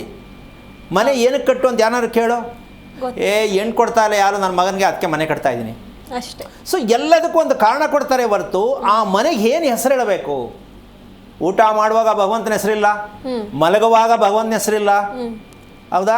ಮಗು ಹೆಸರಿಡೋದ್ರಲ್ಲಿ ಭಗವಂತನ ಹೆಸರಿಲ್ಲ. ಬೆಳಿಗ್ಗಿಂದ ಸಾಯಂಕಾಲ ತನಕ ಓಡಾಡ್ತಿರೋ ಮನೆಯೊಳಗಡೆ ಒಂದು ಸಲ ಭಗವಂತನ ಹೆಸರು ಸ್ಮರಣೆ ಮಾಡಲ್ಲ, ಒಂದು ಭೂಮಿಗೆ ಬಗ್ಗೆ ನಮಸ್ಕಾರ ಮಾಡಲ್ಲ. ಅಂದಮೇಲೆ ನಿಮಗೆ ದೇವ್ರ ಮೇಲೆ ತಗೊಂಡು ಎಲ್ಲ ಹಾಕ್ಬಿಡ್ತೀರಾ. ಬರೀದೇ ಇದ್ರೂ ಪರವಾಗಿಲ್ಲ, ಯಾರ್ರೀ ಪೇಪರ್ ವ್ಯಾಲ್ಯೂಯೇಷನ್ ಮಾಡಿದ್ದು, ನಂಬರ್ ಹಾಕೋದು ಅಪ್ಪನ ಗಂಟೆ ಏನೋಯ್ತಿತ್ತು, 8ಕ್ಕೆ 80 ಹಾಕ್ಬೋದಾಗಿತ್ತಲ್ಲ, ಅಲ್ವಾ? ಸೊ ಈ ಮಟ್ಟಕ್ಕೆ ಹೊಟ್ಟೋಗಿದ್ದೀವಿ ನಾವು. ಅಮ್ಮ, ಈಗ ವಿಚಾರಕ್ಕೆ ಬರೋಣ. ನಿಮ್ಮ ಯಜಮಾನರು ಪ್ರತಿದಿನ ಎಷ್ಟೊತ್ತು ಮನೆಗೆ ಬರ್ತಾರೆ? 9ಕ್ಕೆ ಬರ್ತಾರೆ, 4ಕ್ಕೆ ಬರ್ತಾರೆ. ಬಂದ್ರೆ ನಾನು ಲೇಟಾಗಿ ಬರ್ತೀನಿ, ಇನ್ನೂ ಲೇಟ್ ಆಗುತ್ತೆ ಅಂತಾರ್ರಿ. ಓಕೆ. ಊಟ ಮಾಡ್ತಕ್ಕಂಥ ಸಮಯ ನಿಮ್ಮ ಗಂಡ ಹೆಂಡತಿ ಅಭ್ಯಾಸ ಎಷ್ಟೊತ್ತಿಗೆ? 9:30 ರೀ, 9 ಗಂಟೆ. ಮಲಗೋದು ಸಮಯ ಒಂದೇ ಸಮಯ ಇದೆಯಾ? ಯಾವಾಗ ಅನುಕೂಲ ಆಗತ್ತೆ ಆವಾಗ ಮಲ್ಕೊಳ್ಳೋದ? ನಾವು ಕರೆಕ್ಟ್ ಮಕ್ಕಂತೀವ್ರಿ, ಅವರು ಜಲ್ದಿ ಮಕ್ಕನಲ್ಲ, ಬರೀ ವಾಶ್ರೂಮ್ಗೆ ಹೋಗೋದು. ಯಾರು? ನಮ್ಮ ಮನೆಯವ್ರಿ. ಎಷ್ಟು ಸಲ ಅವ್ರು ಹೋಗೋದು ಕರೆಕ್ಟಾಗಿದೆ ಅನ್ಸುತ್ತಾ ನಿಮಗೆ? ನಾವು ಮಕ್ಕಂದಾರನ ಸಮಯ ಎಬ್ಬಿಸ್ತಾರೆ ಅವರು, ಹಂಗತಿ ಹೋಗ್ತಾರ. ಅಲ್ಲ, ಜಾಸ್ತಿ ಇದೆ, ಇದು ಅಭ್ಯಾಸ ಚೆನ್ನಾಗಿಲ್ಲ ಅಂತ ಅನ್ಸಿಲ್ವಾ ನಿಮಗೆ? ಅವ್ರು ಮತ್ತೆ ನಮಗೆ ಬರ್ತಾವ, ಏನು ಮಾಡಮ್ಮ ಅಂತಾರೆ ಅವರು. ಅದೇ ಸ್ಟೋರಿ ಮಗಳಲ್ಲಿ ಬಂದೈತೆ ಅಷ್ಟೇ, ವೆರಿ ಸಿಂಪಲ್. ಅಮ್ಮ, ಫ್ಯಾಕ್ಟ್ರಿನೇ ರಾಂಗ್ ಇದು. ಇನ್ನು ಮೆಟೀರಿಯಲ್ ಹೆಂಗೆ ಚೆನ್ನಾಗಿರುತ್ತೆ ಅಲ್ವಾ? ಅಪ್ಪನಲ್ಲಿ ಏನಿರುತ್ತೋ, ಯಾಕೆ ಅಂದರೆ ಅಪ್ಪನ ಬೆನ್ನಿನ ಮೂಳೆ ಮಗಳ ಬೆನ್ನಿನ ಮೂಳೆ ಎರಡೂ ಒಂದೇ. ಗಂಡು ಮಕ್ಕಳಿಗೆ ತಾಯಿ ಮೂಳೆ ತಗೊಳತ್ತೆ, ಅಂದರೆ ಆ ಕೆಲಸ ಮಾಡ್ತಕ್ಕಂಥ ಶಕ್ತಿ ಹೇಳ್ತಾ ಇರ್ತಕ್ಕಂಥದ್ದು. ದೇಹದಲ್ಲಿ ಇರ್ತಕ್ಕಂಥ ಸ್ಟ್ರಕ್ಚರ್ ಡಿಸೈನ್ ಏನಿದೆ ಇದು ತಂದೆದೇ. ಒಳಗಡೆ ಇರ್ತಕ್ಕಂತಹ ರಕ್ತ, ಮೆದುಳಿನಲ್ಲಿರ್ತಕ್ಕಂಥ ಮತ್ತು ಚರ್ಮದಲ್ಲಿರ್ತಕ್ಕಂತಹ ಶಕ್ತಿ ತಾಯಿದು. ಇದು ಒಂದು ಕುಂಡಲಿಯಲ್ಲಿ ಇಷ್ಟು ಪ್ರಮಾಣ ತಂದೆದು, ಇಷ್ಟು ಪ್ರಮಾಣ ತಾಯಿದು. ಎಲ್ಲಿ ತಾಯಿ ಡ್ಯಾಮೇಜ್ ಇದೆ, ಎಲ್ಲಿ ತಂದೆ ಡ್ಯಾಮೇಜ್ ಇದೆ ಕುಂಡಲಿಯಲ್ಲಿ ಗೊತ್ತಾಗತ್ತೆ. ಅದು ಹೇಳೋ ಪುಣ್ಯಾತ್ಮ ಇನ್ನೂ ಭೂಮಿಯಲ್ಲಿ ಯಾರು ಹುಟ್ಟಿಲ್ಲ. ಕುಂಡಲಿಯನ್ನು ನೋಡಿ ತಂದೆಯಲ್ಲಿ ಏನು ರೋಗ, ಎಷ್ಟು ಪರ್ಸೆಂಟೇಜ್ ಇದೆ, ತಾಯಿಯಲ್ಲಿ ಎಷ್ಟು ಪರ್ಸೆಂಟೇಜ್ ರೋಗ ಇದೆ, ಇದನ್ನು ಕುಂಡಲಿಯಲ್ಲೇ ನಿಜವಾಗಲೂ ನೇರವಾಗಿ ಹೇಳುವಂಥ ತಾಕತ್ತಿರೋನಾದರೆ 2 ನಿಮಿಷದಲ್ಲಿ ಹೇಳ್ಬೋದು, ನಿಮ್ಮ ಕುಟುಂಬದಲ್ಲಿ ಇಂತಿಂಥ ಕಾಯಿಲೆಗಳಿತ್ತು, ಈಗಲೂ ಇದೆ, ಈ ಕಾಯಿಲೆಯಿಂದ ಸತ್ತಿದ್ದಾರೆ, ಮತ್ತು ಗಂಡನ ಬಿಟ್ಟಿರೋರು ಯಾರು, ಹೆಂಡತಿ ಬಿಟ್ಟಿರೋರು ಯಾರು, 2 ಮದುವೆ ಮಾಡ್ಕೊಂಡವ್ರು ಯಾರು, ಇಷ್ಟು ಮಾಡಿಕೊಂಡು ಉಳಿದೇ ಇರೋರು ಯಾರು, ಇವೆಲ್ಲವೂ ಕೂಡ ಕುಂಡಲಿಯಲ್ಲಿ ಇರ್ತಕ್ಕಂಥ ರಹಸ್ಯ. ಇದನ್ನು ಹೇಳಕ್ಕಿನ್ನೂ ಯಾವನು ಹುಟ್ಟಿಲ್ಲ ಭೂಮಿಯಲ್ಲಿ. ಯಾಕೆ ಅಂದರೆ ಸುಳ್ಳನ್ನು ಕೇಳ್ತಾರೆ, ಸುಳ್ಳನ್ನು ಹೇಳ್ತಾರೆ. ಇವ್ರು ಕೇಳೋರು ಸುಳ್ಳೆ, ಅವ್ರು ಹೇಳೋದು ಸುಳ್ಳೆ. ಯಾಕೆ ಅಂದರೆ ಮುಂದೇನಾಗತ್ತೆ ಅಂತಾರೆ, ಅದು ಸುಳ್ಳು. ಹೌದೌದು. ಅದಕ್ಕೆ ಉತ್ತರ ಅವರು ಹೇಳ್ತಾರೆ, ಮುಂದೆ ಚೆನ್ನಾಗಿದೆ, ಅದು ಸುಳ್ಳು. ಅಂದರೆ ಜೀವನದಲ್ಲಿ ಸುಳ್ಳಿನ ಮಹತ್ವದಲ್ಲಿ ನಾವು ಬದುಕ್ತಾ ಇದ್ದೀವಿ. ಇದಕ್ಕೆ ಶಾಸ್ತ್ರವನ್ನು ನಾವು ಮಧ್ಯ ತೊಗೊಂಡಿದ್ದೀವಿ, ದೇವರನ್ನು ಮಧ್ಯ ನಿಲ್ಲಿಸ್ಕೊಂಡಿದ್ದೀವಿ. ಮಾಡ್ತಾ ಇರತಕ್ಕಂಥ ಬಿಸ್ನೆಸ್ ಇದು. ಈ ಬಿಸ್ನೆಸ್ಗೆ ನಾವು ಮಾರು ಹೋಗಬಾರ್ದು ಅಂತ ಪ್ರತಿಯೊಬ್ಬರು ತಿಳ್ಕೊಳ್ಳೋದೇ ಆದರೆ, ನಮ್ಮನ್ನು ನಾವೇ ರಿಪೇರಿ ಮಾಡ್ಕೊಳ್ಳೋ ಶಕ್ತಿ ನಮಗೆ ಬರಬೇಕು ಅಂತ ನೀವು ಪ್ರಯತ್ನ ಮಾಡೋದೇ ಆದರೆ, ನಿಜಕ್ಕೂ ಪ್ರತಿಯೊಬ್ಬರು ಪ್ರಯತ್ನ ಮಾಡ್ಬೋದು. ಯಾರ ಹತ್ರನೋ ಕೇಳಿ ತಿಳ್ಕೊಳ್ಳೋದನ್ನ ಬಿಟ್ಟು ನಾವೇ ಪ್ರಯತ್ನ ಮಾಡಿ ತಿಳ್ಕೊಳ್ಳೋಕೆ, ನಮ್ಮ ದೇಹ, ನಮ್ಮ ಜೀವನ ನಾವೇ ತಿಳ್ಕೊಬೇಕು ಅಂತ ಯಾಕಮ್ಮ ಪ್ರಯತ್ನ ಮಾಡಬಾರ್ದು? ಹೌದು ಗುರು. ಮಾಡ್ಬೋದಲ್ಲ? ಮಾಡ್ಬೋದು. ಹಾಗಾಗಿ ತಾಯಿ, ನಿಮ್ಮ ಯಜಮಾನರಿಗೆ ಇದೆಲ್ಲ ನಂಬಿಕೆ ಇಲ್ಲ. ಜೊತೆಗೆ ನಿಮ್ಮ ಯಜಮಾನರ ಮನೆಯಲ್ಲಿ ಮದುವೆಗಳಾಗಿರ್ತಕ್ಕಂಥದ್ದು ಗಂಡ ಹೆಂಡತಿ ಎಷ್ಟು ನೆಮ್ಮದಿಯಾಗಿ ಚೆನ್ನಾಗಿದ್ದಾರೆ ಗಮನಿಸಿದ್ಯಮ್ಮ ನೀನು? ಇಲ್ಲ ರೀ. ಅಂದ ಮೇಲೆ ನೀನು ತಿಳ್ಕೋಬೇಕು, ಆ ಮಗು 14 ವರ್ಷ ಈಗ, ಅದಕ್ಕೆ ಪಾಪ ಇಲ್ಲಿ ಅದರಲ್ಲಿ ಅನುರಾಧ ನಕ್ಷತ್ರ ಅಂತಕ್ಕಂಥದ್ದನ್ನು ಈ ಜ್ಯೋತಿಷಿಗಳು ಒಂದು ದೊಡ್ಡದೊಂದು ಕಾಯಿಲೆ ಕೊಟ್ಟಿದ್ದಾರೆ. ಮುಟ್ಟೇಬೇಡ್ರಿ, ಅನುರಾಧ ನಕ್ಷತ್ರ ಅಂದರೆ ಹೆಣ್ಣಾದರೂ ಸರಿ ಗಂಡಾದರೂ ಸರಿ ಕಣ್ಣು ಮುಚ್ಕೊಂಡು ಮದುವೆ ಮಾಡ್ರಿ ಅಂತಾರೆ. ಕಣ್ಣು ಮುಚ್ಕೊಂಡು ಅಂದ್ರೇನು, ಮುಗಿತು ಅಲ್ಲಿಗೆ ಅರ್ಥ ಅಂತ. ಇದನ್ನು ಇವರು ಹೈಲೈಟಾಗಿ ತಗೋತಾರೆ, ಕಣ್ಣು ಮುಚ್ಕೊಂಡು ಅಂದರೆ ಭಾರಿ ಒಳ್ಳೆ ನಕ್ಷತ್ರ. ಸೊ ಅನುರಾಧ ನಕ್ಷತ್ರವನ್ನು ನಾವು ಭಾರಿ ಒಳ್ಳೆಯ ನಕ್ಷತ್ರ ಅಲ್ಲ, ಯಾವುದೇ ನಕ್ಷತ್ರ ಒಳ್ಳೇದು ಇಲ್ಲವೇ ಇಲ್ಲ. ಇದು ನಮ್ಮ ಜನಕ್ಕೆ ಕಾರ್ಯಕ್ರಮದಲ್ಲಿ ಹೇಳ್ತಾ ಇರ್ತಕ್ಕಂಥ ಏಕೈಕ ವ್ಯಕ್ತಿ ನಾನು ಮಾತ್ರ. ಪ್ರಪಂಚದಲ್ಲಿ 12 ರಾಶಿ, 12 ಲಗ್ನ, 27 ನಕ್ಷತ್ರ, ಯಾವುದು ಚೆನ್ನಾಗಿರುವುದು ಯಾವುದೂ ರಾಶಿ ಇಲ್ಲ, ಯಾವುದೂ ಲಗ್ನ ಇಲ್ಲ, ಯಾವುದೂ ನಕ್ಷತ್ರ ಇಲ್ಲ. ಏನು ಮಾಡೋಣ ಈಗ? ಇಡೀ ವಿಶ್ವನೇ ಕೂತ್ಕೊಂಡ್ರು ಇದಕ್ಕೆ ಮ್ಯಾಥಮೆಟಿಕ್ಸ್ ಮಾಡೋಕ್ಕಾಗತ್ತಾ ಅಂತ ನನಗೆ ಪ್ರಶ್ನೆ ಆಗತ್ತೆ. ಕೋಟಿ ಜನ ಸೇರಿ ಇದಕ್ಕೊಂದು ಇತ್ಯರ್ಥಕ್ಕೆ ಬರೋಣ. ಸರಿ ಅನ್ನೋದು ಯಾವುದೂ ಇದ್ದಿದ್ರೆ ಮನುಷ್ಯ ಗುಡ್ತಾನೆ ಇರಲಿಲ್ಲ, ಅವನು ಭಗವಂತ ಆಗ್ಬಿಡ್ತಿದ್ದ. ಹೌದಲ್ಲಮ್ಮ? ಯೋಚನೆ ಮಾಡ್ತಾ ಇದ್ದಾನೆ ಅಂದರೆ ಮನುಷ್ಯನೇ ಅವನು. ಅಂದರೆ ಏನು ತಳ ಬುಡ ಗೊತ್ತಿಲ್ಲ, ಏನೋ ಹುಟ್ಟಬೇಕಲ್ಲ ಅಂತ ಹುಟ್ಟಿದ್ದೀನಿ ಅಂತ ಇರ್ತಾನೆ. ಹೀಗೆ ನಾವು ಕಾಲ ಕಳೀತಾ ಬರ್ತಾ ಇದ್ದೀವಿ. ಮಕ್ಕಳನ್ನು ಅದೇ ರಸ್ತೆಯಲ್ಲಿ ಕರ್ಕೊಂಡು ಹೋಗ್ತಾ ಇದ್ದೀವಿ. ಪ್ರತಿಯೊಬ್ಬರು ಅರ್ಥ ಮಾಡ್ಕೊಳ್ಳಿ, ಇಲ್ಲಿವರೆಗೂ ನಾವು ತಿಳಿದಿದ್ದು, ಕೇಳಿದ್ದು, ಮಾಡಿದ್ದು ಎಲ್ಲವೂ ಮೈನಸ್ ಆಗ್ತಾ ಇದೆ. ಅದು ನಿಮ್ಮ ತೀರ್ಮಾನ, ನಂದಲ್ಲ. ನಾನು ಹೇಳ್ತಾ ಇದ್ದೀನಿ ಅಂತಲ್ಲ. ಅದರಲ್ಲಿ ಸತ್ಯ ಇದೆ, ಅದನ್ನೇ ಮುಂದುವರಿಸಿ. ಇಲ್ಲ ಅಂದರೆ ಸೈಡಿಗೆ ಬಿಟ್ಟು ಈ ಕಡೆ ಬನ್ನಿ. ನಮ್ಮ ಸೆಕ್ಷನಲ್ಲಿ ಸ್ವಲ್ಪ ಯೋಚನೆ ಮಾಡಿ, ಇದೆಷ್ಟು ಮಟ್ಟಕ್ಕೆ ಸರಿ ಅಂತ ಯೋಚನೆ ಮಾಡಿ. ಸಡನ್ನಾಗಿ ತೀರ್ಮಾನ ಮಾಡ್ಕೊಳಕ್ಕೆ ಹೋಗಬೇಡಿ. ನಾನು ಹೇಳೋದನ್ನೆಲ್ಲ ಬರ್ಕೊಳಕ್ಕೆ ಹೋಗಬೇಡಿ. ಕರೆಕ್ಟಾಗಿ ಕೇಳಿಸ್ಕೊಂಡು ಅರ್ಥ ಮಾಡ್ಕೊಳ್ಳಿ. ಅರ್ಥ ಮಾಡಿಕೊಂಡು ಮತ್ತೆ ಇನ್ನೊಮ್ಮೆ ಯೋಚನೆ ಮಾಡಿ, ಇದು ಸೂಕ್ತನಾ ಅಂತ ಪ್ರಯತ್ನ ಮಾಡಿ. ಸೂಕ್ತ ಆಯಿತಾ ಮುಂದುವರಿರಿ, ಇಲ್ಲ ಕಟ್ ಮಾಡಿ. ಯಾವುದೇ ವಿಚಾರ ಯಾರೇ ಹೇಳಿ ಅದು ಸತ್ಯ ಸುಳ್ಳು. ಕಾರಣ ನಿಮ್ಮ ಅನುಕೂಲಕ್ಕೆ ತಕ್ಕಂತೆ ನೀವು ಮಾಡೋಕ್ಕೋದ್ರೆ ಸುಳ್ಳಾಗತ್ತೆ. ಅದು ಹೇಗಿದೆ ಅಂತ ಮಾಡೋಕ್ಕೋದ್ರೆ ತುಂಬ ಸಮಯ ತಗೊಳುತ್ತೆ. ಅದಕ್ಕೋಸ್ಕರವಾಗಿ 15-20 ವರ್ಷ ಓದಿ ಟ್ರೈನಿಂಗ್ ತಗೊಳ್ಳುವಂತಹ ವಿದ್ಯಾರ್ಥಿಗೆ ನಾವು ಅಷ್ಟು ಕಷ್ಟಪಡ್ತೀವಿ ಅಂದರೆ ನಮ್ಮ ಬದುಕು, ನಮ್ಮ ಆರೋಗ್ಯಕ್ಕೆ ನಮ್ಮ ನೆಮ್ಮದಿಯಾಗಿರಬೇಕು ಅಂದರೆ ನಾವು ಎಷ್ಟು ತಿಳ್ಕೋಬೇಕು, ಕಾಯಬೇಕು ಅಂತ ಯೋಚನೆ ಮಾಡಿ. ತಾಯಿ, ನೀನು ಯಾವ ಕಾರಣಕ್ಕೂ ನಿಮ್ಮ ಯಜಮಾನರು ನೀವು ಫಸ್ಟ್ ಮಾಡಬೇಕಾದ ಕೆಲಸ ಏನಪ್ಪ ಅಂದರೆ, ಅನುರಾಧ ನಕ್ಷತ್ರ ಕತ್ತಲಲ್ಲಿ ಇರ್ತಕ್ಕಂಥ ಶನೇಶ್ವರ ಸ್ವಾಮಿಯನ್ನು ನಿಮ್ಮ ಮನೆ ಹೊಸ್ತಲ್ಲೇ ಕೂತಿದ್ದಾರೆ. ಮನೆ ಕಟ್ಟಬಾರ್ದಾಗಿತ್ತು, ಕಟ್ಟಕ್ಕೆ ಮುಂಚೆ ತಿಳಿಬೇಕಿತ್ತು. ನಿಮ್ಮ ಯಜಮಾನ ಇದನ್ನೆಲ್ಲ ಕೇಳ್ತಾರ, ನಮ್ಮ ಥರ ತಿಳ್ಕೊ, ಹೆದರ್ಕೊಳ್ಳೋದು ಬೇಡ, ಧೈರ್ಯವಾಗಿ. ನಿಮ್ಮ ಕಡೆ ಬರ್ತೀವಂತ ಅಂದಾರೆ. ಸರಿ, ಹಾಗಿದ್ಮೇಲೆ ಒಂದು ನಿಮಿಷ ಕೇಳಿಸ್ಕೊ. ನೇರಾಗಿ ಬರೋಕ್ಕಾಗಲ್ಲ. ಆಂಜನೇಯನ ದೇವಸ್ಥಾನಕ್ಕೆ ಹೋಗಿ ಒಂದು 5 ದಿವಸ ಗಂಡ ಹೆಂಡತಿ ಜೊತೆಲಿ ಪ್ರಾರ್ಥನೆ ಮಾಡಿ, ರಸ್ತೆ ಸಿಕ್ಕತ್ತೆ, ಬರೋಕ್ಕಾಗತ್ತೆ, ತಿಳ್ಕೊಳ್ಳಿ, ಮಗುನ ಕರ್ಕೊಂಡು ಬನ್ನಿ, ಹೇಳ್ಕೊಡೋಣ, ಧೈರ್ಯವಾಗಿರಿ, ಒಳ್ಳೆಯದಾಗಲಿ. ಧನ್ಯವಾದಗಳು ಕರೆ ಮಾಡಿದ್ದಕ್ಕೆ. ಮತ್ತೊಬ್ಬ ಕಾಲರ್ ವೇಟ್ ಮಾಡ್ತಿದ್ದಾರೆ, ಪವಿತ್ರ ಅಂತ ಹೇಳಿ ಬೆಂಗಳೂರಿಂದ. ಪವಿತ್ರ ಅವರೇ, ಯಾರ ಬಗ್ಗೆ ಕೇಳಬೇಕಾಗಿತ್ತು? ಮಗನ ಬಗ್ಗೆ ಕೇಳಬೇಕಾಯ್ತು. ಅವ್ರ ನಕ್ಷತ್ರ ತಿಳಿಸಿ. ಅಶ್ವಿನಿ ನಕ್ಷತ್ರ, ಮೇಷರಾಶಿ. ಗುರುಗಳಿದ್ದಾರೆ, ಮಾತನಾಡಿ. ಹಲೋ, ಹರಿ ಓಂ ಗುರುಜಿ. ನಾರಾಯಣ. ಹೇಳಿಮ್ಮ, ಯಾರು ಅಶ್ವಿನಿ? ನಮ್ಮ ಮಗ ಗುರುಜಿ. ಎಷ್ಟು ವಯಸ್ಸು? 20 ಗುರುಜಿ. ಏನು ಮಾಡ್ತಿದ್ದಾನೆ? ಕೆಲ್ಸಕ್ಕೆ ಹೋಗ್ತಾ ಇದ್ದಾರೆ ಗುರುಜಿ. ಏನು ಆಗ್ಬೇಕಿತ್ತು ಇವಾಗ?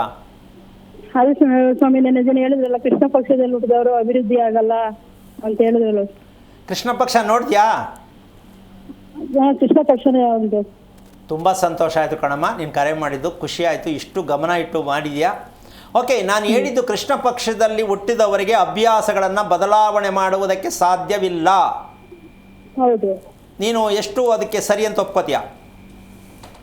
100% ಒಪ್ಕೋತೀನಿ ಗುರು. 100%. ಹಾಂ. ಈಗ ನೋಡು, ಮಗು ಹುಟ್ಟಿ 20 ವರ್ಷದಿಂದನೂ ಕೂಡ ಇದನ್ನು ತಿಳ್ಕೋಬೇಕು ಅನ್ನೋದು ಗೊತ್ತಿಲ್ಲ ಅಲ್ಲ? ಹೌದು ಗುರು. ಏನು ಓದಿದ್ಯಮ್ಮ ನೀನು? SLC ಗುರುಜಿ. ಈಗ ಅವನ ಬಗ್ಗೆ ನಿನಗೆ ಕೊರತೆ, ಮೈನಸ್ ಅಂದರೆ ಯಾವುದು? ನಿಮ್ಮ ಮಗನ ಬಗ್ಗೆ ಮೈನಸ್, ನಾನು ತಿಳ್ಕೋಬೇಕು, ಇದು ಯಾಕೋ ಸರಿ ಹೋಗ್ತಾ ಇಲ್ಲ ಅನ್ನೋ ವಿಚಾರ ತೊಗೊಂಡು ಯಾವ್ದು ತಗೋತೀಯಾ? ಯಾವ್ದ್ರಲ್ಲೂ ಸರಿ ಇಲ್ಲ, ಏನು ಹೇಳಿದ್ರು ಆರೋಗ್ಯದಲ್ಲಂತೂ ಸಿಕ್ಕಾಬಿಟ್ಟೆ ಇದು ಯಾವ ಹುಷಾರು ತಪ್ತಾನೆ ಇರ್ತಾನೆ. ಓಕೆ, ಇದನ್ನು ಡಾಕ್ಟರ್ ತೋರಿಸಿದ್ದೀರಾ? ತೋರಿಸಿದೀವಿ. ಬ್ಲಡ್ ಚೆಕ್ ಮಾಡಿಸಿದ್ದೀರಾ ಅಮ್ಮ? ಇಲ್ಲ, ಬ್ಲಡ್ ಚೆಕ್ ಮಾಡ್ತಿಲ್ಲ. ಜ್ವರ ಬಂದರೆ ಎಷ್ಟು ದಿನ ಇರುತ್ತೆ ಅವನಿಗೆ? ಅದೇ ಒಳಜ್ವರ ಥರ ಇರುತ್ತೆ, ಗೊತ್ತಾಗಲ್ಲ ಜ್ವರ ಬಂದಿದೆ ಅಂತ. ಅಲ್ಲಮ್ಮ, ಕೊನೆಯ ಪಕ್ಷ ಜ್ವರ ಬಂದರೆ ವಿಶೇಷವಾಗಿ ಚಿಕನ್ ಗುನ್ಯಾ, ಡೆಂಗ್ಯೂ ಜ್ವರ, ಈ ರೀತಿ ವಿಶೇಷವಾದ ಜ್ವರ ಬಂದಿದ್ದು ಗೊತ್ತಾ ಅಂತ ಕೇಳ್ತೀನಿ. ಇಲ್ಲ ಬಂದಿಲ್ಲ, ಆ ಥರ ಬಂದಿಲ್ಲ. ಸ್ವಲ್ಪ ಹೊತ್ತು ಬರುತ್ತೆ, ಆಮೇಲೆ ತಿರ್ಗಿ ಆಸ್ಪತ್ರೆಗೆ ಹೋಗ್ಲೇಬೇಕು, ಮೈಕೈ ನೋವು ಆ ಥರ ಎಲ್ಲ ಹೇಳ್ತಾ ಇರ್ತಾನೆ. ಓಕೆ, ಈಗ ಇಲ್ಲಿ ಮೈಕೈ ನೋವು ಅಂತಕ್ಕಂತಹ ವಿಚಾರ ಎಮ್ಮ ಹೇಳೋದಕ್ಕೆ, ಈ ಅಶ್ವಿನಿ ನಕ್ಷತ್ರಕ್ಕೆ ಜ್ವರದಲ್ಲಿ ವಿಶೇಷವಾಗಿರೋದು ಯಾವುದು ಅನ್ನೋದೇ ಅಶ್ವಿನಿ ನಕ್ಷತ್ರಕ್ಕೆ ಬರುತ್ತೆ, ವಿಶೇಷ ಜ್ವರ. ಈಗ ಮೈಕೈ ನೋವು ಅಂದರೆ ಚಿಕನ್ ಗುನ್ಯಾ ಹತ್ರ ಇರ್ತಕ್ಕಂಥದ್ದು. ಇದಕ್ಕೆ ಬ್ಲಡ್ ಚೆಕ್ ಮಾಡಿಸಿದ್ರು ಕೂಡ, ಡಾಕ್ಟರ್ ಲೈನಲ್ಲಿ ಹೋದ್ರೂ ಕೂಡ ಇದಕ್ಕೆ ಪರಿಹಾರ ಸಿಗ್ಲಿಕ್ಕಿಲ್ಲ. ಏನಂತಂದರೆ, ಹುಚ್ಚಿಡ್ದಿದೆಯಾ, ತಲೆ ಕೆಟ್ಟಿದೆಯಾ, ಏನಾದ್ರು ಹಿಡ್ಕೊಂಡಿದೆಯಾ, ಈ ಥರದ್ದನ್ನು ಇದರ ಮೇಲೆ ಹಾಕ್ಬೋದು. ಒಂದು ಬರೆದ್ಬಿಟ್ಟು ಬೋರ್ಡ್ ಹಾಕ್ಬೋದು. ಯಾರೂ ಇದನ್ನು ಪರಿಹರಿಸಿ ಇದು ಇದಕ್ಕೆ ಆಗ್ತಾ ಇದೆ ಅಂತ ಹೇಳಲಿಕ್ಕಾಗಲ್ಲ. ಆ ಥರದ ನಕ್ಷತ್ರ. ಯಾಕೆ ಅಂದರೆ 27 ನಕ್ಷತ್ರದಲ್ಲಿ ತಲೆ ಮೇಲೆ, ತಲೆಯಿಂದ ಶುರುವಾಗೋದು ಅಶ್ವಿನಿ. ಅಂದರೆ ತಲೆ ಸರಿ ಇಲ್ಲದ ನಕ್ಷತ್ರ. ಕಣ್ಣು, ಮೂಗು, ಗಂಟ್ಲು ಜೊತೆಗೆ ಮೆದುಳು ಟೋಟಲಿ ಚೆನ್ನಾಗಿರೋದೇ ಇಲ್ಲ. ಅದು ಮೆದುಳು ಚೆನ್ನಾಗಿಲ್ಲ ಅಂದರೆ ಜೀವನದಲ್ಲಿ ಹೆಂಗಮ್ಮ ಚೆನ್ನಾಗಿರೋಕ್ಕಾಗತ್ತೆ? ಹೌದು. ನಿದ್ದೆ ಬರುತ್ತಾ? ಇಲ್ಲ ಗುರುಗಳೇ. ಕೋಪ ಬರುತ್ತೆ, ಹೌದು. ಬೇಜಾರಾಗತ್ತೆ, ಹೌದು. ಒತ್ತಡ ಆಗತ್ತೆ, ಹೌದಾ? ಇದೆಲ್ಲವೂ ಬರುತ್ತೆ. ಆದರೆ ಮನುಷ್ಯನಿಗೆ ಏನೇನು ಇರಬೇಕು? ಯಾವುದೂ ಇರಲ್ಲ. ಪ್ರಪಂಚದ ಇತಿಹಾಸದಲ್ಲಿ ಕೇಳಿಸ್ಕೊಳ್ಳಿ, ಅಶ್ವಿನಿ ನಕ್ಷತ್ರದ ಮಗು ಹೆಣ್ಣಾನಾರು ಹುಟ್ಟಿದ್ದರೆ ತಿಳ್ಕೊಳ್ಳಿ, ನಿಮ್ಮ ಮನೆ ಪೂರ್ಣವಾಗಿ ನಮೋನ್ನಮ. ಹೆಣ್ಣೇನಾರು ಅಶ್ವಿನಿಯಲ್ಲಿ ಹುಟ್ಟಿದ್ರೆ, ಗಂಡು ಹುಟ್ಟಿದ್ರೆ ಬೀದಿ ನಿಲ್ಲಿಸ್ತಾನೆ, ಎಚ್ಚರಿಕೆ. ಇದು ಮೊದಲನೇ ಆಪ್ಷನ್. ಕೊನೆಯ ನಕ್ಷತ್ರ ರೇವತಿ, ಇಲ್ಲೈತೆ ನೋಡ್ರಿ ಹಣೆ ಬರ. ಅದು ತಲೆ, ಇದು ಕಾಲು, ಇದ್ರ ಮಧ್ಯದಲ್ಲಿ ದೇಹ. ಇನ್ನು 25 ನಕ್ಷತ್ರ, ದೇಹದಲ್ಲಿ ಏನೇನಿದೆ ಆ 25. ಒಂದೇ ವಿಚಾರ ಹೇಳಬೇಕಂದ್ರೆ, ಒಬ್ಬ ಮನುಷ್ಯನಲ್ಲಿ 27 ನಕ್ಷತ್ರವೂ ಇದೆ. ಯಾರು ಇದು ಬಾಯ್ಬಿಟ್ಟಿಲ್ಲ. ಒಂದೇ ನಕ್ಷತ್ರ ಒಬ್ಬರಿಗೆ ಅಲ್ಲ, 27 ನಕ್ಷತ್ರವೂ ಒಂದೇ ವ್ಯಕ್ತಿಯಲ್ಲಿ, ದೇಹದಲ್ಲಿ ಇದೆ.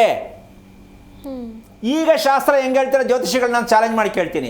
27 ನಕ್ಷತ್ರ ಒಂದು ದೇಹದಲ್ಲಿ ಇರಬೇಕಾದ್ರೆ ನೀವು ಜ್ಯೋತಿಷ್ಯವನ್ನು ಯಾವ ರೀತಿ ಗುರುತಿಸಿ ಜನಗಳಿಗೆ ಯಾವ ರೀತಿ ಕೊಡ್ತೀರಾ ನೀವು ಹೇಳಿ ನೋಡೋಣ. 27 ಒಂದೇ ದೇಹದಲ್ಲಿ ಇರಬೇಕಾದ್ರೆ ಒಂದು ನಕ್ಷತ್ರಕ್ಕೆ ಹಿಂಗೆ, ಇನ್ನೊಂದು ನಕ್ಷತ್ರ ಹಿಂಗೆ ಬಡ್ದಾಡಿ ಸಾಯ್ತಾ ಇದ್ದೀವಿ ನಾವು. ಹೌದು. ಎಷ್ಟು ಮಟ್ಟಿಗೆ ಜ್ಯೋತಿಷ್ಯವನ್ನು ನಿರೂಪಿಸೋಕ್ಕಾಗತ್ತೆ?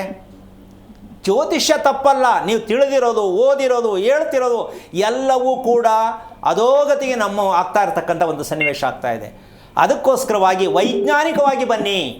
ಜ್ಯೋತಿಷ್ಯ ಶಾಸ್ತ್ರವನ್ನು ವೈಜ್ಞಾನಿಕವಾಗಿ ತರೋದೇ ಆದರೆ ಮಾತ್ರ ನೀವು ಜೀವನದಲ್ಲಿ ಚೆನ್ನಾಗಿರ್ಬೋದು, ದುಡ್ಡು ಚೆನ್ನಾಗಿ ಬರುತ್ತೆ, ನೆಮ್ಮದಿಯಾಗಿರ್ಬೋದು, ಜನಗಳನ್ನೂ ಸರಿ ಮಾಡ್ಬೋದು. ವೈಜ್ಞಾನಿಕವಾಗಿ ಗೊತ್ತಿಲ್ಲದೆ ಇರತಕ್ಕಂಥ ಜ್ಯೋತಿಷ್ಯ ಶಾಸ್ತ್ರವನ್ನು ಹೇಳೋದೇ ಆದರೆ ಯಾವ ಕಾರಣಕ್ಕೂ ಇದು ಅಧರ್ಮ, ಅಜ್ಞಾನ, ಅಂಧತ್ವ, ಅಧೋಗತಿ, ಇದು ಗ್ಯಾರಂಟಿ ಜೊತೆಯಲ್ಲೇ ಬರುತ್ತೆ. ನಾನು ಯಾರಿಗೂ ಅಡ್ವೈಸ್ ಮಾಡ್ತಾ ಇಲ್ಲ. ದಯವಿಟ್ಟು ಒಂದು ತಿಳ್ಕೋಬೇಕು, ಯಾವುದೇ ವಿಚಾರವಾಗಿ ಪೂರ್ಣವಾಗಿ ಯಾರೂ ತಿಳಿಲಿಕ್ಕಾಗಲ್ಲ. ತಿಳಿತಾನೇ ಇರಬೇಕು ಅಂದರೆ ಅಧ್ಯಯನ ಆಗ್ತಾ ಇರಬೇಕು. 3 ಜನ್ಮ ಎತ್ತಿದರೂ ಕೂಡ ಒಂದು ಜ್ಯೋತಿಷ್ಯ ಶಾಸ್ತ್ರದ ಒಂದು ಭಾಗ ತಿಳಿಯೋಕ್ಕಾಗಲ್ಲ. ಅಂಥದ್ರಲ್ಲಿ ಇವತ್ತು ದುಡ್ಡು ಕೊಟ್ಟರೆ 3 ತಿಂಗಳಲ್ಲಿ ಇಂಟರ್ನ್ಯಾಷನಲ್ ಮಟ್ಟಕ್ಕೆ ತೊಗೊಂಡು ಹೋಗ್ತೀನಿ ಅಂತ ಹೇಳೋ ಘನಪಂಡಿತರುಗಳು ಬೇಕಾಷ್ಟು ಜನ ಇದ್ದಾರೆ. ಇದ್ಕೊಳ್ಳಿ, 3 ತಿಂಗಳಲ್ಲೇ ಇಂಟರ್ನ್ಯಾಷನಲ್ ಮಟ್ಟಕ್ಕೆ ತೊಗೊಂಡೋಗ್ಬಿಡ್ತಾರಂತೆ. ಆ ಥರದವ್ರು ಇದ್ದಾರೆ ನಮ್ಮ ದೇಶದಲ್ಲಿ, ಇರಲಿ ಇದ್ಕೊಳ್ಳಿ. ಆದರೆ ನೀವೆಂಥ ಬುದ್ಧಿವಂತರು. ಬುದ್ಧನ ಕಥೆಯಲ್ಲಿ ಹೋದರೆ ನಾನು ಯಾರು ಅಂತ ತಿಳಿಯೋಕ್ಕೆ 5 ಸಲ ಹುಟ್ಟಬೇಕಾಯ್ತಂತೆ ಬುದ್ಧ. ನಾನು ಯಾರು ಅಂತ ತಿಳಿಲಿಕ್ಕೆ. ಇಲ್ಲಿ ಏನು ಕಂಪ್ಯೂಟ್ರಲ್ಲಿ ಹಿಂಗೆ ನೋಡ್ಬಿಟ್ರೆ ಸಾಕು ಎಲ್ಲ ಹೇಳ್ಬಿಡ್ತಾರೆ. ಕಣ್ಣು ನೋಡ್ಬಿಟ್ರೆ ಸಾಕು ಎಲ್ಲ ಹೇಳ್ಬಿಡ್ತಾರೆ. ಧ್ವನಿ ನೋಡ್ಬಿಟ್ರೆ ಸಾಕು ಎಲ್ಲ ಹೇಳ್ಬಿಡ್ತಾರೆ. ಕೈ ನೋಡ್ಬಿಟ್ರೆ ಏನೇನ್ರಿ ಕತೆ, ಕಣ್ಣು ನೋಡಿ ಹೇಳೋದಾಯ್ತು, ದೇಹ ನೋಡಿ ಹೇಳೋದಾಯ್ತು, ಹೇಳಿ ಎಲ್ಲ ಮೂಲೆ ಕಚ್ಕೊಂಡ್ರು ಯಾರೂ ಇಲ್ಲ. ಸದ್ಯಕ್ಕೆ ಒಂದಂತೂ ತಿಳ್ಕೋಬಹುದು, ನಾವು ಈ ರೀತಿ ಸತ್ಯವೇ ಆಗಿದ್ದ ಪಕ್ಷದಲ್ಲಿ ನಮ್ಮ ದೇಶದಲ್ಲಿ ಬೆಳಿಗ್ಗಿಂದ ಸಾಯಂಕಾಲ ತನಕ ಟಿ ವಿಗಳಲ್ಲಿ ಸಮಯನೇ ಇರ್ತಿರಲಿಲ್ಲ, ಬೇಕಾದಷ್ಟು ನಡೀತಿತ್ತು. ಹೌದಲ್ಲ? ಹೌದು ಗುರುಗಳೇ. ಸತ್ಯವಾಗೇ ವಿಚಾರವನ್ನು ಹೇಳುತ್ತಿದ್ದ ಪಕ್ಷದಲ್ಲಾಗಿದ್ದರೆ, ಅದರಲ್ಲಿ ಸತ್ಯತೆ ಇದ್ದರೆ, ದೃಢತೆ ಇದ್ದಿದ್ದರೆ, ಬೆಳಿಗ್ಗಿಂದ ಸಾಯಂಕಾಲ ತನಕ ಮಾಧ್ಯಮದಲ್ಲಿ ಅವ್ರದ್ದೇ ಮಾರ್ಕೆಟಿಂಗ್. ಇಲ್ಲ, ಅಷ್ಟೇ ಮಂಗಾಮಾಯ, ಹಿಂಗೆ ಬಂದರು ಹಿಂಗೆ ಹೋದರು. ಯಾಕೆ ಇಲ್ಲ ಅಲ್ಲಿ. ಆದರೆ ಇದೆಲ್ಲ ಯಾಕೆ ವಿಮರ್ಶೆ ಮಾಡಿ ಹೇಳ್ತಾ ಇದ್ದೀನಿ ಅಂದರೆ, ಜನಗಳಿಗೆ ತುಂಬ ಅನ್ಯಾಯ ಆಗ್ತಾ ಇದೆ. ಆ ಉದ್ದೇಶಕ್ಕೆ ನಿಮ್ಮನ್ನು ಕೇಳ್ಕೊತಾ ಇದ್ದೀವಿ ಹೊರತು ನಾನು ಸರಿಗಿದ್ದೀನಿ ನೀವು ಸರಿ ಇಲ್ಲ ಅಂತ ಯಾವ ಕಾರಣಕ್ಕೂ ನಾನು ಹೇಳಲ್ಲ. ಅದು ಹೇಳೋಕ್ಕೆ ಅಧಿಕಾರನೂ ಇಲ್ಲ, ನಾನು ಹೇಳೋದೂ ಇಲ್ಲ. ಆ ಒಂದು ವಿಚಾರಕ್ಕೆ ಬಂದಾಗ ನಾನು ಹೇಳಬೇಕಾಗತ್ತೆ. ಅದಕ್ಕೋಸ್ಕರವಾಗಿ ಪ್ರತಿಯೊಬ್ಬರು ಮಾಡಬೇಕಾದಂತಹ ಕೆಲಸ. ಅಮ್ಮ ಕೇಳಿಸ್ಕೊತಿದ್ಯಾ? ಈಗ ನಾನು ಹೇಳಿದ್ದು ನಿದ್ದೆ ಕರೆಕ್ಟಾಗಿ, ಅವನು ರಾತ್ರಿ ಹೊತ್ತು ನಿದ್ದೆ ಬರಲ್ಲ, ಬೆಳಗ್ಗೆ ಹೊತ್ತು ನಿದ್ದೆ ಬರುತ್ತೆ. ಏನಮ್ಮ ಮಾಡ್ತೀಯ ಅವನ್ನ? ಅಮ್ಮ ಬಿಟ್ಟುಬಿಡು ನೀನು. ಮಧ್ಯಾಹ್ನಕ್ಕೆ ಹೇಳೋದು ಅವನು ಏಳ್ಸಕ್ಕೆ ಹೋಗ್ಬೇಡ, ಗಲಾಟೆ ಮಾಡ್ಬೇಡ, ಬೀಗ ಹಾಕೊಂಡು ಎಲ್ಲ ಹೊರಗಡೆ ಪಕ್ಕದಲ್ಲಿ ಕೂತಿರೋ. ಮಧ್ಯಾಹ್ನ 2 ಗಂಟೆ ಆದರೂ ಹೇಳಲ್ಲ ಅವನು. ಈಗ ಇವ್ನು ರಿಪೇರಿ ಹೆಂಗೆ ಮಾಡ್ತೀಯಮ್ಮ? 20 ವರ್ಷದವನಿಗೆ ಹೇಳು. ಅವನಿಗೆ ಹೆಣ್ಣು ಮಕ್ಕಳು, ಕೇಳಿಸ್ಕೊಮ್ಮ, ಹೆಂಗಸು ಅನ್ನೋದು ಒಂದೇ ಗೊತ್ತಾಗೋದು ಪದ ಅವನಿಗೆ. ಒಂದು ಹೆಂಗಸು, ಇದು ಗಂಡಸು ಅಂತ. ವಯಸ್ಸೆಷ್ಟು, ಹುಡುಗಿನ, ಆಂಟಿನ, ಏನು ಗೊತ್ತಾಗಲ್ಲ. ಯಾಕೆ ಇದನ್ನು ವರ್ಣನೆ ಮಾಡ್ತಾ ಇದ್ದೀನಿ ಅಂದರೆ, ಹೆಣ್ಣು ಅಷ್ಟೇ ರೀ, ಯಾವುದಾದ್ರೇನು, ಯಾವ ಜಾತಿ ಆದ್ರೇನು, ಹೆಂಗಿದ್ರೇನು ಅಂದರೆ ಈ ಥರ ಮೈಂಡ್ಸೆಟ್ ಇದೆ ಅಂದರೆ ಅವನು ಕ್ರೂರಿ ಆಗ್ತಾನೆ. ಇವತ್ತು ನಮ್ಮ ದೇಶದಲ್ಲಿ ಹೆಣ್ಣು ಮಕ್ಕಳು ನಡೀತಾ ಇರತಕ್ಕಂತಹ ಹಲವಾರು ರೀತಿ ವಿಚಾರಗಳು ಬಾಯ್ಬಿಟ್ಟು ಹೇಳೋದು ಬೇಡ, ನೋಡಬೇಕು ನಾವು ಯಾಕೆ ಈ ಥರ ಆಗ್ತಾ ಇದೆ. ಬೀದಿಯಲ್ಲಿ ಓಡಾಡಬೇಕಾ ಬೇಡ ಅನ್ನೋಷ್ಟು ಮಟ್ಟಕ್ಕೆ ಹೋಗ್ತಾ ಇದೆ ಅಂತಂದರೆ ಗಂಡು ಮಕ್ಕಳ ಮನಸ್ಥಿತಿ ಆ ಮಟ್ಟಕ್ಕೆ ಹೊಟ್ಟೋಗಿದೆ. ಸರಿ ತಪ್ಪು ಗೊತ್ತಿಲ್ಲ, ಏನೋ ಬೇಕು ಆಯಿತು ಬಿಡು ಮೇಲೆ ಅಷ್ಟೇ, ಫಿನಿಶ್. ಈ ರೀತಿಯಾಗಿ ನಡಿಬೇಕಾದ್ರೆ ಎಂತಹ ಮಕ್ಕಳನ್ನು ಹೆತ್ತುವಪ್ಪ ಅಂತ ಕೂತ್ಕೊಂಡು ಮನೆಗೆ ಯೋಚನೆ ಮಾಡಬೇಡಿ. ನಾವು ನಕ್ಷತ್ರ ಅನ್ನೋ ಸತ್ಯ ಒಂದಿದೆ. ಪ್ರಪಂಚದ ಇತಿಹಾಸದಲ್ಲಿ ಆರೋಗ್ಯ ರಹಸ್ಯ ಕಾರ್ಯಕ್ರಮ ಬರ್ತಾ ಇದೆ ಝೀ ವಾಹಿನಿಯಲ್ಲಿ. ಯಾರು ಹೇಳದೇ ಇರತಕ್ಕಂಥ ಸತ್ಯ ವಿಚಾರಗಳು ಸಿಗ್ತಾ ಇದೆ. ನಾವು ಎಷ್ಟು ಅರ್ಥ ಮಾಡ್ಕೋಬೇಕು ಅಂತ ಪ್ರಯತ್ನ ಮಾಡಿ ಸಾಕು, ತಿಳ್ಕೊಳ್ಳಿ ಸಾಕು. ಏನು ಮಾಡೋಕ್ಕೆ ಹೋಗಬೇಡಿ, ತಿಳ್ಕೊಳ್ಳೋಕೆ ಪ್ರಯತ್ನ ಮಾಡಿದ್ರೆ ಇಂದಲ್ಲ ನಾಳೆ ನಿಮ್ಮ ಮುಂದಿನ ಜನ್ರೇಷನ್, ನಿಮ್ಮ ಮಕ್ಕಳು, ನಿಮ್ಮ ಮೊಮ್ಮಕ್ಕಳು ನಿಮ್ಮ ಹೆಸರು ಹೇಳಿ ವಂಶವನ್ನು ಉಳಿಸ್ತಾರೆ. ನೀವು ಹಾಗೇ ಯೋಚನೆ ಮಾಡಿಕೊಂಡೆ ಕಾಲ ಕಳೆದ್ರೆ, ಅಯ್ಯೋ ಅಷ್ಟು ದುಡ್ಡು ಎಲ್ಲಿ ಕೊಡೋಕ್ಕಾಗತ್ತೆ, ಅಯ್ಯೋ ಅವ್ರು ಹೇಳ್ದಂಗೆ ಎಲ್ಲಿ ಕೇಳೋಕ್ಕಾಗತ್ತೆ, ಅಯ್ಯೋ ಹೆಂಗೆ ಹುಡ್ಕೊಂಡು ಹೋಗೋಕ್ಕಾಗತ್ತೆ, ಈ ಥರ ಸೋಮಾರಿತನದಿಂದ ಬಂದರೆ ಏನೂ ಮಾಡಲಿಕ್ಕಾಗಲ್ಲ. ಸೋಮಾರಿತನ ಮನುಷ್ಯನಿಗೆ ಮೊದಲು ಹೋಗಬೇಕು. ಈ ಮೂಲಕ ತಾಯಿ ನೀನು ಆ ಕೆಲಸ ಮಾಡು. ಮೊದಲು ಅಶ್ವಿನಿ ನಕ್ಷತ್ರಕ್ಕೆ ನಿಮ್ಮ ತಂದೆಯಲ್ಲಿ ಬಂದಿರತಕ್ಕಂತಹ ಇದು ಘೋರವಾಗಿರ್ತಕ್ಕಂಥ ನರಕ. ನಿಮ್ಮ ತಂದೆ ಇದ್ದಾರಾ? ಇದ್ದಾರೆ. ಏನು ಮಾಡ್ತಾ ನಿಮ್ಮಪ್ಪ? ಅವ್ರು ಮಾಸ್ಟರ್ ಆಗಿದ್ರು, ರಿಟೈರ್ಡ್ ಆಗಿದ್ದಾರೆ, ಮನೇಲಿದ್ದಾರೆ. ಆಸ್ತಿ ಎಷ್ಟಿದೆ? ಜಮೀನು ಯಾವುದು ಇಲ್ಲ ಸರ್. ಜಮೀನೇ ಇಲ್ವಾ? ಇಲ್ಲ ಜಮೀನು ಇಲ್ಲ. ಮೊದಲಿತ್ತು, ಈಗಿಲ್ವಾ ಅಥವಾ ಇಲ್ವೇ ಇಲ್ವಾ? ಇಲ್ವೇ ಇಲ್ಲ. ಓಕೆ. ನಿಮ್ಮಪ್ಪ ಮನೆ ಕಟ್ಟವರಾ? ಹಳೆ ಮನೆನೇ. ಹಳೆ ಮನೆ ಕಥೆನೇ ನಾನು ಕೇಳ್ತಿರೋದು. ಎಷ್ಟು ವರ್ಷದದು? ಚಿಕ್ಕ ಮನೆ, ಹಳೆ ಇದಾಗಿದೆ ಸಮಯ, ಅದಕ್ಕೆ ಆಯಸ್ ಮುಗ್ದಿದೆ ಅಂತ ಹೇಳ್ತಿದ್ದೆ. ಓಕೆ. ಅಲ್ಲಿ ಪಕ್ಕದಲ್ಲಿ ಯಾವ ದೇವಸ್ಥಾನ ಇದೆ? ಅಲ್ಲಿ ಉಚ್ಚಮ್ಮನ ದೇವಸ್ಥಾನ ಅಂತೀವಿ. ಇಷ್ಟು ಗುರುತು ತಿಳ್ಕೊಂಡಿಯಲ್ಲ. ಈಗ ಈ ದೇವಸ್ಥಾನಕ್ಕೂ ನಿಮ್ಮ ಮನೆಗೂ ಇರತಕ್ಕಂಥ ನೆಂಟು ಸ್ಥಾನ ಏನಿದೆ ಅದೇ ನಿಮ್ಮ ಮಗ. ಅಶ್ವಿನಿ. ಗೊತ್ತಾಯ್ತೇನಮ್ಮ? ಗೊತ್ತಾಯ್ತು. ದೇವರ ದೇವಸ್ಥಾನಗಳ ಹತ್ರದಲ್ಲಿ ಯಾರು ಮನೆಗಳನ್ನು ಕಟ್ಟಿರ್ತಾರೆ ಅವರ ವಂಶದಲ್ಲಿ ಅಮ್ಮ ದೊಡ್ಡದಿಲ್ಲ ಸ್ವಾಮಿ, ಗೋಡಲ್ಲಿ ಉತ್ಸವ ಮಾಡೋದ್ರ ತರ ಒಂದು ಚಿಕ್ಕದಾಗಿದೆ ಅಷ್ಟೇ. ಹೂನಮ್ಮ, ದೇವರು ಅಂತ ಐತಾನೆ. ಹೌದೌದು, ಉಚ್ಚಮ್ಮ ದೇವಸ್ಥಾನ ಅಂತ ಅವ್ರ ಮನೆಯಲ್ಲೇ ಇದು ಮಾಡ್ಕೊಂಡು. ಅದು ನೀವು ವಾಸ ಮಾಡೋ ಮನೆಯಲ್ಲಿ ಸಣ್ಣದ ಕಡ್ಜದ ಗೂಡು ತರ ಕಟ್ಟುತ್ತೆ ಗೋಡೆಯಲ್ಲಿ. ಸ್ವಲ್ಪ ನೋಡು, ನಿಮ್ಮ ತಂದೆ ಮನೇಲಿ ಇದಕ್ಕೆ ಅವಾಗ ಅವಾಗ ಕಟ್ತಾ ಇರ್ತಾರೆ, ಕಡ್ಡಿ ತಗೊಂಡು ಚುಚ್ತಾರೆ ಹಿಂಗೆ. ಅದೇ ಅದೇ ಬಿಟ್ಟು ಹೋಗ್ರೋ ಕಮಂಗಗಳ ಇದು ನಿಂದಲ್ಲ ಪ್ರಾಪರ್ಟಿ ಅಂತ ಅದು ತೋರಿಸುತ್ತೆ. ನೀವು ಅಲ್ಲೇ ಅಪ್ಪ ಹಾಕದಾದ ಮರ ಇದ್ದೀರಲ್ಲ, ಅದೇ ನಿಮ್ಮ ಮಗ, ನಿಮ್ಮ ಅಪ್ಪನ ಆಸ್ತಿ ಅಲ್ಲಿ ಹೇಳ್ತಾ ಇದೆ. ತಿಳ್ಕೊಳ್ಳೋ ಪ್ರಯತ್ನ ಮಾಡು, ಒಳ್ಳೇದಾಗಲಿ. ಧನ್ಯವಾದಗಳು ಕರೆ ಮಾಡಿದ್ದಕ್ಕೆ. ಒಬ್ಬ ಕಾಲರ್ ವೇಟ್ ಮಾಡ್ತಿದ್ದಾರೆ, ದೀಪಾ ಅಂತ ಹೇಳಿ ಸ್ವರ್ಬದಿಂದ. ದೀಪಾ ಅವರೇ, ಯಾರ ಬಗ್ಗೆ ಕೇಳಬೇಕಾಗಿತ್ತು? ನನ್ನ ಮಗಳ ಬಗ್ಗೆ ಕೇಳಬೇಕಿತ್ತು. ಅವರ ನಕ್ಷತ್ರ ತಿಳಿಸಿ. ಉತ್ತರ ಭಾದ್ರ ನಕ್ಷತ್ರ.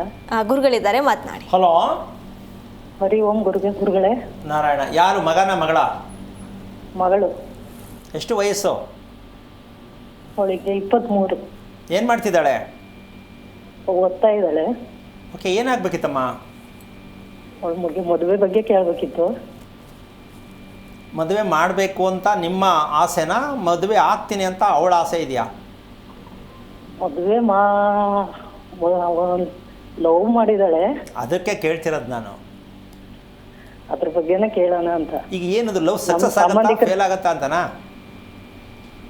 ಅವರು ಲವ್ ಮಾಡ್ತಾ ಇದ್ದಾರೆ ಇಬ್ರು. ಅದ್ರ ಬಗ್ಗೆ ಅವನ್ ನಕ್ಷತ್ರ, ಮೂಲ ನಕ್ಷತ್ರ. ಒಂದ್ ನಿಮಿಷ ಫಸ್ಟ್ ಕೇಳಿ. ಈಗ ಆ ಲವ್ ಸಕ್ಸಸ್ ಆಗತ್ತಾ ಕಟ್ ಆಗತ್ತಾ ಅಂತ ಕೇಳ್ತಿದ್ದೀರಾ ಅಂತ ಕೇಳಿದೆ. ಅದನ್ನೇ ಕೇಳ್ತಾ ಇರೋದು. ಏನಾಗ್ಬೇಕು ನಿಮ್ಗೆ ಅದ್ರ ಬಗ್ಗೆ? ಸಕ್ಸಸ್ ಆಗ್ಬೇಕಾ ಕಟ್ ಆಗ್ಬೇಕಾ? ಕಟ್ ಆಗ್ಬೇಕು ಅಂತ ಆಸೆ. ಆಗಲ್ಲ ಅಲ್ವಾ? ಅದೇ ಭಯ ಗುರುಜಿ. ಭಯ ಯಾಕೆ? ಅವಳೇ ಇಷ್ಟಪಟ್ಮೇಲೆ ನಿಮ್ಗೆ ಯಾಕೆ ಭಯ? ಮದುವೆ ಮಾಡ್ಕೊಂಡು ರೆಡಿ ಅಂದರೆ ಬಿಟ್ಬಿಡಿ, ಬಾಯ್ ಸಿ ಯು ಅಷ್ಟೇ. ಅಮ್ಮ, ಯಾಕೆ ಮಾತು ಹೇಳ್ತೀನಿ ಅಂದರೆ, ದಯವಿಟ್ಟು ಒಂಚೂರು ಕೇಳಿಸ್ಕೊಮ್ಮ. ಯಾಕೆ ಮಾತು ಹೇಳ್ತೀನಿ ಅಂದರೆ, ಏನಪ್ಪ ಎಲ್ಲ ಲವ್ ಕಿತ್ತೋಗ್ಲಿ ಅಂತ ಏನೋ ಒಂದು ಶಾಸ್ತ್ರ ಹೇಳ್ತಾರೆ, ಲವ್ ಸಕ್ಸಸ್ ಆಗಲಿ ಅಂತ ಒಂದು ಶಾಸ್ತ್ರ ಹೇಳ್ತಾರೆ. ಇವ್ರು ಏನು ಬಿಟ್ಬಿಡಿ ಬಾಯ್ ಸಿ ಯು ಅಂತೂ ಹೇಳ್ತಾರಲ್ಲ ಅಂತ ನನ್ನ ಬಗ್ಗೆ ಸುಮಾರು ಜನಕ್ಕೆ ಇದೆ ಅಲ್ಲಮ್ಮ. ಯಾಕೆ ಅಂದರೆ ಪ್ಯಾಚ್ ಹಾಕೋದು ಜೀವನದಲ್ಲಿ ಇಲ್ಲ ರೀ. ಪ್ಯಾಚ್ ಇಲ್ಲವೇ ಇಲ್ಲ, ಅದು ಸುಳ್ಳದು. ಗೋಡೆ ಬಿರ್ಕೊಡಿತು ಅಂದರೆ ಬಿಡಿಸ್ಬಿಟ್ಟು ಹೊಸ್ದಾಗಿ ಕಟ್ಟಬೇಕು. ನಾವು ಅಲ್ಲಿ ಓಪನ್ ಮುಚ್ಚಕ್ಕೆ ಹೋದರೆ ಇನ್ನೊಂದು ಕಡೆ ಓಪನ್ ಆಗುತ್ತೆ. ಹಾಗೆ ಜೀವನ ಪ್ಯಾಚ್ ಹಾಕೋಬಾರ್ದು, ರಿಯಲ್ ಲೈಫಲ್ಲಿ ಇರಬೇಕು ಅಷ್ಟೇ. ಒಂದು ವಿಷಯ ತಿಳ್ಕೊಳ್ಳಮ್ಮ ನೀನು, ಹುಡುಗ ಯಾವ ನಕ್ಷತ್ರದಲ್ಲಾರು ಆಗಿರಲಿ, ಲವ್ವಲ್ಲಿ ಒಂದು ಪದ ಬರುತ್ತೆ, ಈಗ ತಾಲಿ ಕಟ್ತೀನಿ ನಾಳೆ ಬೆಳಗ್ಗೆ ಸತ್ತೋಗೋದಾಗಲಿ ಅಂತಾರೆ. ಏನು ಮಾಡೋದು? ಹೌದು ಅಲ್ವಾ? ತಾಲಿ ಕಟ್ಬಿಡ್ತೀನಿ ಸ್ವಾಮಿ, ಇಲ್ಲ ಕಟ್ಟಿಸ್ಕೊತೀನಿ, ನಾಳೆನೇ ಸಾಯೋದಾಗಲಿ ಅನ್ನೋ ಮಟ್ಟಕ್ಕೆ ಹೋದ ಮೇಲೆ ಯಾವ ನಕ್ಷತ್ರ ಹುಡುಗನ ಲವ್ ಮಾಡಿದ್ರೆ ಏನು ಪ್ರಯೋಜನ? ಇಲ್ಲಿ ಲವ್ ಬೇಜಾರು ಮಾಡ್ಕೊಬೇಡ ತಾಯಿ ಹೇಳಿದ್ರೆ. ಹುಡುಗಿನೇ ಆಫರ್ ಮಾಡಿ ಎಳೆದಿರೋದು ಇದು, ಹುಡುಗನ ಕಡೆಯಿಂದ ಲವ್ ಬರಲ್ಲ ಇದು ನಾನು ನೇರವಾಗಿ ಹೇಳ್ತೀನಿ. ಬೇಕಾದ್ರೆ ಹುಡುಗಿಗೆ ನಿಂತರು ಕೂತರು ಯಾರನ್ನು ಲವ್ ಮಾಡಲಿ ಇದೇ ಉತ್ತರ ಭಾದ್ರ ನಕ್ಷತ್ರದ ಕಿತ್ತೋಗಿರೋ ಹುಚ್ಚಿಡಿದಿರುವಂಥ ನಕ್ಷತ್ರ ಇದು. 4 ರಿಂದ 5 ವರ್ಷ ಆಗಿರೋ ಹೆಣ್ಣು ಮಗು, ಕೇಳಿಸ್ಕೊಳ್ಳಿ ದಯವಿಟ್ಟು, 4 ರಿಂದ 5 ವರ್ಷ ಆಗಿರೋ ಹೆಣ್ಣು ಮಗು ಉತ್ತರ ಭಾಗದಲ್ಲಿ ಹುಟ್ಟಿದ್ದಾರೆ. ಅದರ ಕೈ ಎಲ್ಲೆಲ್ಲ ಓಡಾಡ್ತಾ ಇರುತ್ತೆ. ಸ್ವಲ್ಪ ತಂದೆ ತಾಯಿಗಳು ಎಚ್ಚರಿಕೆ ನೋಡ್ಕೊಳ್ಳಿ. 5 ವರ್ಷದ ಮಗು ಅದರ ಕೈ ಎಲ್ಲೆಲ್ಲ ಓಡಾಡ್ತಾ ಇರುತ್ತೆ. ನಾನು ಪ್ಲೇನ್ ಮಾಡಿ ಹೇಳೋಕ್ಕಾಗಲ್ಲ. ಇದನ್ನು ಗುರುತಿಸಿ ಫಸ್ಟು ತನ್ನ ದೇಹದ ಭಾಗಗಳನ್ನು ಯಾವ ರೀತಿ ಸ್ಪರ್ಶ ಮಾಡ್ಕೊಳ್ಳುತ್ತೆ, ಆ ಮಗು ಮನಸ್ಸು ಎಲ್ಲಿ ಕೆಟ್ಟಿದೆ, ಇದು ಯಾವ ಜ್ಯೋತಿಷ್ಯನೂ ಹೇಳಿ ತಾಕತ್ತಿಲ್ಲ. ನಾನು ತೋರಿಸ್ಕೊಡ್ತೀನಿ. 4 ವರ್ಷದ ಮಗುವಿನಲ್ಲಿ ಈ ಸತ್ಯವನ್ನು ತಿಳ್ಕೊಳ್ಳೋಕೆ ನಮ್ಮ ಜನ ಕಲಿಬೇಕು, ಪ್ರಯತ್ನ ಮಾಡಬೇಕು. ಇಲ್ಲ ಕತೆ ಕೇಳ್ತಾರೆ, ಶಾಸ್ತ್ರ ಕೇಳ್ತಾರೆ, ದೇವ್ರ ಹತ್ರ ಕುತ್ಕೊಂಡು ಅಳ್ತಾರೆ. ಏನ್ರಿ ಮಾಡ್ತೀರಿ ಮಕ್ಕಳು ಆದಾಗ? ತಿಳ್ಕೊಬೇಕಲ್ವಾ? ಈಗ ಮಾಡಿಬಿಟ್ಟಿದ್ದಾಳೆ, ಏನಾಗುತ್ತೆ ಮುಂದೆ? ಯಾಕೆ ಬೇಕು ನಿಮಗೆ? ಅರ್ಥ ಇಲ್ಲ ಅದರಲ್ಲಿ, ಬಿಟ್ಬಿಡ್ಬೇಕು. ಡೂ ಆರ್ ಡೈ, ಬದುಕಬೇಕು ಸಾಯ್ಬೇಕಷ್ಟೇ. ದಿನ ಅದನ್ನೇ ಹಿಡ್ಕೊಂಡು ಎಳಿಯಬಾರ್ದು. ಅಮ್ಮ ಬೇಜಾರಾಯ್ತಾ? ಅರ್ಥ ಆಯ್ತಾ? ಬೇಜಾರನೂ ಆಗತ್ತೆ, ಅರ್ಥನೂ ಆಯ್ತು ಗುರುಜಿ. ಅಮ್ಮ ಒಂದು ನಿಮಿಷ ತಿಳ್ಕೊ, ಯಾರು ಸಿಕ್ಕಿಲ್ಲ ಇಲ್ಲಿವರೆಗೆ. ನಿನಗೆ ಧೈರ್ಯ ಹೇಳ್ತಾ ಇರೋದು ಇಷ್ಟೇ ವಿಷಯ ತಿಳ್ಕೊ. ಏನು ಅಂದರೆ ತಪ್ಪು ಆಗಿದೆ ಅಷ್ಟೇ ಹೊರತು ಅದು ಅವಳಿಗೆ ತಪ್ಪು ಕಾಣಿಸಲ್ಲ. ಲವ್ ಮಾಡಿದ್ರೆ ತಪ್ಪು ಕಾಣಿಸಲ್ಲ, ದೊಡ್ಡವ್ರಿಗೆ ತಪ್ಪು ಕಾಣಿಸತ್ತೆ. ದೊಡ್ಡವರು ಮಾಡಿರೋ ತಪ್ಪಿಂದನೇ ಮಕ್ಕಳು ತಪ್ಪು ಮಾಡೋದು ಅಂತ ತಿಳ್ಕೋಬೇಕು ನೀವು. ನಿಮ್ಮ ಮನೆಯಲ್ಲಿ ಮಂಚ ಇದೆಯೇನಮ್ಮ? ಹೌದು ಗುರುಜಿ. ಎಷ್ಟು ವರ್ಷದ್ದು ಮಂಚ ಅದು? 20 ವರ್ಷದ ಮಂಚ. ಯಾವುದು ಮಾಡಿಸಿದ್ದ, ರೆಡಿಮೇಡ್ ತಂದಿದ್ದ? ಮಾಡಿಸಿದ್ದೆ. ಅದರ ಮೇಲೆ ಮಲಗೋದಾ ನೀವು? ಹೌದು ಗುರುಜಿ. ಯಾಕೆ ಈ ಮಂಚದ ಕತೆ ಬಂತಿಲ್ಲಿ? ಆಶ್ಚರ್ಯ ಅಲ್ಲ? ಹೌದು. ಈ ಹುಡುಗಿ ಲವ್ ಮಾಡೋಕ್ಕೂ ಅವ್ರು ಮಲಗೋ ಮಂಚಕ್ಕೂ ಎಲ್ಲಿಂದ ನಿಂತಿದ್ದು? ಹೌದು. ಇದು ಪ್ರತಿಯೊಬ್ಬರು ಅರ್ಥ ಮಾಡ್ಕೊಳ್ಳಿ. ಗ್ಯಾಸ್ಟ್ರಿಕ್ ರೋಗ ಅಂತಕ್ಕಂಥ ವಿಚಾರ ನೆನ್ನೆ ಮೊನ್ನೆ ಮಾತಾಡಿದ್ದು. ಯಾರು ಮಂಚವನ್ನು ಮರದಲ್ಲೇ ಮಾಡಿಕೊಂಡು ಮಲಗ್ಕೊಳ್ಳೋ ಅಭ್ಯಾಸ ನಮ್ಮಲ್ಲಿ ಇದೆ. ಹೌದೌದು. ವಾತ ರೋಗ ಯಾವುದರಿಂದ ಬರುತ್ತೆ ಅಂದರೆ ಮರದ ಹಲಗೆ ಮೇಲೆ ಮಲಗುವವರಿಗೆ ಯಾವಾಗಲೂ ವಾತ ರೋಗದ ಮಕ್ಕಳೇ ಹುಟ್ಟೋದು. ಅದಕ್ಕೆ ಸಣ್ಣ ಉದಾಹರಣೆ ಕೊಡ್ತೀನಿ. ಹಾಸ್ಪಿಟ್ಲಲ್ಲಿ ನರ್ಸಿಂಗ್ ಹೋಮ್ಗಳಲ್ಲಿ ಕಬ್ಬಿಣದ ಮಂಚ ಹಾಕಿರ್ತಾರೆ. ಹೌದು. ಯಾಕೆ ಮರದ ಮಾಡಿಸಿಲ್ಲ? ಅಲ್ಲಿ ದುಡ್ಡಿಲ್ಲ ಅಂತನಾ? ಯೋಚನೆ ಮಾಡಬೇಕಲ್ಲ. ಹಾಸ್ಪಿಟ್ಲಲ್ಲಿ ಕಬ್ಬಿಣದ ಮಂಚ ಯಾಕೆ? ನಾವು ವಾಸದ ಮನೆಯಲ್ಲಿ ಮರದ ಮಂಚ ಯಾಕೆ? ಗೊತ್ತಿಲ್ಲ. ಮಂಚ ಅಂತಿದ್ರೆ ಸರಿ, ಯಾವುದಾದ್ರೂ ಸರಿ. ಕಬ್ಬಿಣದ ಮಂಚದಲ್ಲಿ 3 ರೋಗ ನಿವಾರಣೆ ಆಗತ್ತೆ. ವಾತ, ಪಿತ್ತ, ಕಫ. ಕಬ್ಬಿಣದ ಮಂಚದ ಮೇಲೆ ಯಾರು ಮಲಗ್ತಾರೆ, ಅದೇ ನೆಲದ ಮೇಲೆ ಯಾರು ಮಲಗ್ತಾರೆ, ಈ 3 ರೋಗದಿಂದ ಮುಕ್ತಿ ಆಗ್ತಾರೆ. ಇದು ಮಂಚದಿಂದ ರೋಗ ಬರುತ್ತೆ ಅನ್ನೋದು ಆಶ್ಚರ್ಯ ಅನ್ಸ್ತಾ ಇರಬಹುದು. ಇದನ್ನು ಬೇಕಾದ್ರೆ ನಿಮ್ಮ ಮನೆಗಳಲ್ಲಿ ಇರ್ತಕ್ಕಂಥ ಮಂಚಗಳನ್ನ ದಯವಿಟ್ಟು ಚೆಕ್ ಮಾಡಿ. ಯಾವ್ಯಾವಾಗ ತಂದ್ರಿ, ಆ ಮಂಚದ ಮೇಲೆ ಮಲಗ ಶುರು ಆದಮೇಲೆ ಏನೇನು ರೋಗ ಬಂತು, ಇದನ್ನು ನೀವು ಪ್ರತಿಯೊಬ್ಬರು ಅರ್ಥ ಮಾಡ್ಕೊಳ್ಳಿ. ಮರದ ಮಂಚದಲ್ಲಿ ಮಲಗುವುದರಿಂದ ಏನೆಲ್ಲ ಸಮಸ್ಯೆಗಳು ಬರುತ್ತೆ. ಯಾಕೆ ಅಂದರೆ ಯಾವ ಮರದಲ್ಲಿ ಮಾಡಿಸ್ಬೇಕು ಅಂತ ಗೊತ್ತಿಲ್ಲ. ಮಂಚ ಅಷ್ಟೇ ಅಲ್ವಾ? ಪಾಲಿಶ್ ಆಗ್ತಾನೆ, ಟೀಕ್ ಅಂತಾನೆ, ಯಾರಿಗೂ ಗೊತ್ತಾಗಲ್ಲ. ಹಾಗಾಗಿ ಎಣ್ಣೆ ಬರುವ ಹಲಗೆಯನ್ನು ಮಂಚವನ್ನು ಮಾಡಿಸ್ಬೇಕು. ಎಣ್ಣೆ ಇರಬೇಕು, ಎಣ್ಣೆ ಅಂಶ ಇರಬೇಕು. ಅಂದರೆ ಬರ್ಮಾ ಟೀಕ್ ಅಂತ ಬರುತ್ತೆ, ಅದರಲ್ಲಿ ಮಂಚ ಮಾಡಿಸ್ಬೇಕು. ಒಂದು ಮಂಚ ಮಾಡ್ಸಕ್ಕೆ ಒಂದು 5 ಲಕ್ಷ ಸರಿಯಾಗಬೇಕು. ಹೋದ್ರೆ ಸಿಗ್ತದೆ ಸ್ವಾಮಿ, ಇದೇನು ಕತೆ, ಏನಕ್ಕೊಂದು ಇವತ್ತೆಲ್ಲ ಮುಂದೆ 20,000 ಕೊಟ್ಟು ಒಳ್ಳೆ ಮಂಚ ಸಿಗುತ್ತೆ ಅಂದ್ಕೊಂಡಿದ್ದೀವಿ ಅಲ್ವಾ? ನಾವು ಡೀಸೆಲ್ ಕಾರು ಕಮ್ಮಿ ಅಂತ ಡೀಸೆಲ್ ಕಾರೇ ತಗೊಳ್ಳೋದು. ಆದರೆ ಪೆಟ್ರೋಲ್ ಕಾರಲ್ಲಿ ಹೋದರೆ ಎಷ್ಟು ಚೆನ್ನಾಗಿರುತ್ತೆ ಅಂತ ಮಜಾ ತಿಳ್ಕೊಂಡ್ರು ಡೀಸೆಲ್ ಕಾರ್ ಕೈ ಹಾಕಲ್ಲ. ಕಾಸು ಕಮ್ಮಿ, ಡೀಸೆಲ್ ಕಮ್ಮಿ, ಪೆಟ್ರೋಲ್ ಜಾಸ್ತಿ, ಅದನ್ನ ಲೆಕ್ಕ ಹಾಕ್ತಾರೆ. ನಮ್ಮ ದೇಹ ಏನಾಗಬೇಕು ಅದನ್ನ ಲೆಕ್ಕ ಹಾಕಲ್ಲ. ದುಡ್ಡು ಕೊಟ್ಟು ಕಾರ್ ತಗೊಳ್ಳೋದು ಏನಕ್ಕೆ? ರೋಗ ಬರ್ಸ್ಕೊಳಕ್ಕೆ ಅಂತ ನಮಗಿನ್ನೂ ಗೊತ್ತಿಲ್ಲ. ಯಾಕೆ ಈ ಮಾತು ಹೇಳ್ತೀನಿ ಅಂದರೆ, ಎಲ್ಲಿ ಆಗಲಿ ಒಳ್ಳೆ ಹಸುವಿನ ತುಪ್ಪಕ್ಕೆ 3,000 4,000 ಕೊಡಿ ಅಂದರೆ ಯಾರು ತಗೋತಾರೆ? ನಮ್ಮ ಇಲ್ಲ ಗುರುಗಳೇ, ತಗೊಳ್ಳಲ್ಲ. ಹಾಸ್ಪಿಟ್ಲಿಗೆ ಹೋಗ್ಬೇಕಾದ್ರೆ 3 ಲಕ್ಷ ಕಟ್ಟೋದಾಗಲಿ, ಹಂಗೆಲ್ಲ ದುಡ್ಡು ಅಯ್ಯೋ 2,000 3,000 ಕೊಟ್ಟು ತುಪ್ಪ ತಿನ್ನಕಾಯ್ತ ನಾವು ಅಂತಾರೆ. ಕಾಯ್ಚೂರು ನೆಂಚ್ಕೊಂಡು ಊಟ ಮಾಡಿದ್ರೆ ರೋಗ ಬರೋದು ಇನ್ನೇನ್ರಿ ಬರ್ತದೆ? ಒಳ್ಳೆ ತರಕಾರಿ ಹಾಕೊಂಡು ಸಾಂಬಾರು ತಿನ್ನಿ, ಇಲ್ಲ ಯಾಂಥದ ಒಂದು ಹೊಟ್ಟೆ ಕೊಟ್ಟಾಗ ದೇವ್ರು ಕೊಟ್ಟಂಗೆ ತಿನ್ಬಿಡು. ಈ ಮಟ್ಟಕ್ಕೆ ಅನುಭವಿಸ್ತಾ ಇದ್ದೀವಿ. ಅಮ್ಮ ನೀವು ಮಾಡಬೇಕಾದ ಕೆಲಸ ಇಷ್ಟೇ, ಇದಕ್ಕೇನು ತಲೆ ಕೆಡಿಸ್ಕೊಳಕ್ಕೆ ಹೋಗಬೇಡಿ. ಯಾವ ನಕ್ಷತ್ರನೂ ಆಗಲಿ ಒಂದಂತೂ ತಿಳ್ಕೊಳ್ಳಿ, ಮದುವೆ ಅಂತಕ್ಕಂಥದ್ದು ತುಂಬ ಕಷ್ಟ ಆಗುತ್ತೆ. ಮದುವೆ ಆದಮೇಲೂ ಕೂಡ ಇದು ಮದುವೆ ಉಳಿಯೆಲ್ಲ ಕಿತ್ತೋಗುತ್ತೆ. ಯಾಕೆ ಅಂದರೆ ಮೂಲ ನಕ್ಷತ್ರ ಆಗಲಿ ಯಾವುದೇ ನಕ್ಷತ್ರ ಆಗಲಿ, ಉತ್ತರಾಭಾದ್ರ ನಕ್ಷತ್ರಕ್ಕೆ ದೇಹದಲ್ಲಿ ಹರಿಯುತ್ತಿರುವ ರಕ್ತ ಚೆನ್ನಾಗಿರಲ್ಲ. ತುಂಬ ಚೇಷ್ಟೆ ನಕ್ಷತ್ರ ಅದು, ಕೂರಕ್ಕಾಗಲ್ಲ. ಸ್ಟೈಲ ಒಂದು ಕಡೆ ಅರ್ಧ ಗಂಟೆ ಕೂರಕ್ಕಾಗಲ್ಲ. ನಿಮ್ಮ ಮಗಳು ಗಮನಿಸಿದ್ಯೇನಮ್ಮ ನೀನು? ಹಾಂ, 5 ನಿಮಿಷ ಒಂದು ಕಡೆ ಕೂರಲ್ಲ. ಸುಮ್ಮನೆ ಓಡಾಡ್ತಿರ್ತದೆ. ಅದು ಮಾಡೋದು, ಒರೆಸೋದು, ಎತ್ಕೊಳ್ಳೋದು, ಒಂದ್ಸಲ ಎತ್ಕೊಳ್ಳೋದು, ತಿರ್ಗಿ ಅಲ್ಲೇ ಬಡಗೋದು, ತಿರ್ಗಾ ಎತ್ಕೊಳ್ಳೋದು, ಈ ಕಡೆ ಮಡಗೋದು, ಒಂದೊಂದೆಲ್ಲ ಚೇಷ್ಟೆ. ಕೆಲವರು ನೋಡಮ್ಮ ಬೇಕಾದ್ರೆ ಕೆಲಸ ಮಾಡದೇ ಮಾಡ್ತಿರ್ತಾರೆ, ಒರೆಸ್ತಿರ್ತಾರೆ. ಕೆಲವರು ಚಿಲ್ಕ ಒರೆಸ್ತಾರೆ ಹೋಗ್ಬಿಟ್ಟು. ಒಂದೊಂದೆಲ್ಲ ಚೇಷ್ಟೆಗಳು. ಇವೆಲ್ಲವೂ ಮನುಷ್ಯನ ದೇಹದಲ್ಲಿ ಇರ್ತಕ್ಕಂಥ ರಕ್ತದ ಮೇಲೆ ನಡೀತಾ ಇರತಕ್ಕಂಥ ಕ್ರಿಯೆ. ಅಯ್ಯೋ ಅದೇನೋ ಅಮ್ಮ ಹಂಗಾಡ್ತಾಳೆ ಅಂತಾರೆ. ಪಾಪ ಎಂತೆಂಥ ಹಿಂಸೆ ಅನುಭವಿಸ್ತಾ ಇದ್ದಾರೆ ಅಂದರೆ, ನಮ್ಮ ದೇಹದಲ್ಲಿ ಹರಿಯುತ್ತಿರುವ ರಕ್ತದ ಬಗ್ಗೆ ಅರಿವು ನಿದ್ದೆಯಿಂದ ಮಾತ್ರ ಸಿಕ್ಕೋದು, ತಿನ್ನೋ ಊಟದಿಂದ ಸಿಕ್ಕೋದು. ಆಮೇಲೆ ರಕ್ತ ಶುದ್ಧಿಯಾದ ರಕ್ತ ಇರಬೇಕು ಅಂದರೆ, ಮನಸ್ಸು ಶಾಂತವಾಗಿರಬೇಕು ಅಂದರೆ, ನಿಮ್ಮಲ್ಲಿ ಜ್ಞಾನ ಇರಬೇಕು ಅಂದರೆ, ನಮ್ಮಲ್ಲಿ ಇರ್ತಕ್ಕಂಥದ್ದು ಎಚ್ಚರಿಕೆ, ನಿದ್ದೆಯಲ್ಲಿ ಎಚ್ಚರಿಕೆ. ಪ್ರತಿಯೊಂದು ಮಕ್ಕಳಿಗೆ ತಂದೆ ತಾಯಿ ಹೇಳಬೇಕಾದ ಸಂದೇಶ ಏನು? ಮಕ್ಕಳ ಬಗ್ಗೆ ಎಚ್ಚರಿಕೆ ಅಂದರೆ ನೀವೇ ಎಚ್ಚರಿಕೆ ತಗೊಳ್ಳೋದು, ಮುಂದಿನ ಭವಿಷ್ಯ ಮಾಡೋಕ್ಕೆ ಹೋಗಬೇಡಿ. ಆ ಮಕ್ಕಳಿಗೆ ಸರಿಯಾದ ಸಮಯಕ್ಕೆ ನಿದ್ದೆಯನ್ನು ಮಾಡುವ ಅಭ್ಯಾಸವನ್ನು ನೀವು ಕೊಡಿಸೋದೇ ಆದರೆ, ನಿಮ್ಮ ಮಕ್ಕಳು ಮುಂದಿನ ಜನ್ರೇಷನ್ ಯಾವ ಮಟ್ಟಕ್ಕೆ ತೊಗೊಂಡೋಗುತ್ತೆ ಅಂದರೆ ಖುಷಿ ಬೀಳ್ತೀರಾ ನೀವು. ಯಾವ ತಂದೆ ತಾಯಿ ಆದರೂ ಮಗು ನಿದ್ದೆ ಮಾಡೋದ್ರ ಬಗ್ಗೆ ಗಮನ ಇದೆಯಾ? ದಯವಿಟ್ಟು ಇವತ್ತಿನ ನಾನು ಪ್ರಯತ್ನ ಮಾಡಿ. ನಮ್ಮ ಕಾರ್ಯಕ್ರಮದಲ್ಲಿ ಹೇಳ್ತಾನೆ ಇದ್ದೀನಿ, ನಿದ್ದೆಯ ಬಗ್ಗೆ ಎಚ್ಚರಿಕೆ ಅಂದರೆ ನಿಮಗೆ, ಮಕ್ಕಳಿಗಲ್ಲ. ಮಕ್ಕಳು ಚೆನ್ನಾಗಿ ನಿದ್ದೆ ಮಾಡಬೇಕು ಅಂದರೆ ನಾವೇನು ಮಾಡಬೇಕು, ಮಕ್ಕಳ ಬಗ್ಗೆ ಏನು ತಿಳ್ಕೋಬೇಕು, ಈ ಸತ್ಯ ನಿಮಗೆ ಆಗೋದೇ ಆದರೆ ಬನ್ನಿ ಕೂತು ಮಾತಾಡೋಣ. ಮಗು ನಿದ್ದೆ ಮಾಡ್ತಾ ಇಲ್ಲ ಸ್ವಾಮಿ, ಯಾಕೆ? ನಿಮಗೆ ನಿದ್ದೆ ಬರ್ತಾ ಇಲ್ಲ, ಯಾಕೆ? ಕೂತು ಮಾತಾಡೋಣ. ನಾವು ಅದು ಬಿಟ್ಬಿಟ್ಟು ಟೈಮ್ ಚೆನ್ನಾಗಿದೆ ನೋಡಿ ಶಾಸ್ತ್ರ ಕೇಳೋರಿಗೆ ಇದೆಲ್ಲ ಅರ್ಥ ಆಗಲ್ಲ. ದೇಹದಲ್ಲಿ ಇರ್ತಕ್ಕಂಥ ಯಾವುದೇ ಒಂದು ಭಾಗದ ಅಂಗಾಂಗಗಳು ಪರಿಚಯ ಆಗಬೇಕು. ಬನ್ನಿ ಕೂಸಿ ಹೇಳ್ಕೊಡ್ತೀನಿ. ನಾನು ಡಾಕ್ಟ್ರಲ್ಲ, 3 ಕ್ಲಾಸ್ ಓದಿರೋದು ನಾನು. ದೇಹದ ಪ್ರತಿ ಭಾಗವನ್ನು ನೀವು ಅಲ್ಲಿ ಕೂತೀರಿ, ನಾನು ಇಲ್ಲೇ ಕೂತ್ಕೊಂಡು ಹೇಳ್ಕೊಡ್ತೀನಿ. ತಿಳ್ಕೊಳ್ಳೋಕೆ ಪ್ರಯತ್ನ ಮಾಡಿ. ಜೀವನದಲ್ಲಿ ನೆಮ್ಮದಿಯಾಗಿ ಬದುಕಿ. ತಾಯಿ ನೀವು ಏನು ಯೋಚನೆ ಮಾಡೋದು ಬೇಡಮ್ಮ, ಜೈ ಅಂತ ಕೈ ಮುಗಿದ್ಬಿಟ್ಟು ಬಿಟ್ಬಿಡಿ. ಅಕಸ್ಮಾತ್ ನಿಮ್ಮ ಯಜಮಾನರು ಇದಕ್ಕೆ ಒಪ್ಪೋದೇ ಆದರೆ ಏನಾದ್ರು ಮಾಡೋಣ ಅನ್ನೋದಾದರೆ ನೀವು ತಿಳ್ಕೊಳ್ಳೋಕೆ ಪ್ರಯತ್ನ ಮಾಡು. ಕೆಲವೊಂದು ವಿಚಾರಗಳನ್ನ ನೇರವಾಗಿ ಕೂತ್ಕೊಂಡು ಹೇಳೋಕ್ಕಾಗಲ್ಲ, ಹೇಳ್ಕೊಡೋಣ ಬೇಕಾದರೆ. ಆದರೆ ನಿಲ್ಲುತ್ತೆ ಅಂತ ತಿಳ್ಕೊಬೇಡಿ ತಾಯಿ, ಅದ್ರ ಬಗ್ಗೆ ನಾವು ಮಾಹಿತಿ ಕೊಡಲ್ಲ. ಇದು ಏನಕ್ಕೆ ನಡೀತು, ಕಾರಣ ಏನು ಹೇಳ್ಕೊಡೋಣ ಬೇಕಾದ್ರೆ ತಿಳ್ಕೊಳ್ಳೋದಾದರೆ ಒಳ್ಳೇದು ಮಾಡಲಿ. ಧನ್ಯವಾದಗಳು ಕರೆ ಮಾಡಿದ್ದಕ್ಕೆ. ಶೇಖರ್ ಅಂತೇಳಿ ಕೊಪ್ಪಳದಿಂದ ಕರೆ ಮಾಡಿದ್ದಾರೆ. ಶೇಖರ್ ಅವರಿಗೆ ಯಾರ ಬಗ್ಗೆ ಕೇಳಬೇಕಾಗಿತ್ತು? ನಮ್ಮ ಮಗನ ಬಗ್ಗೆ ಮೇಡಮ್. ಅವರ ನಕ್ಷತ್ರ ತಿಳಿಸಿ.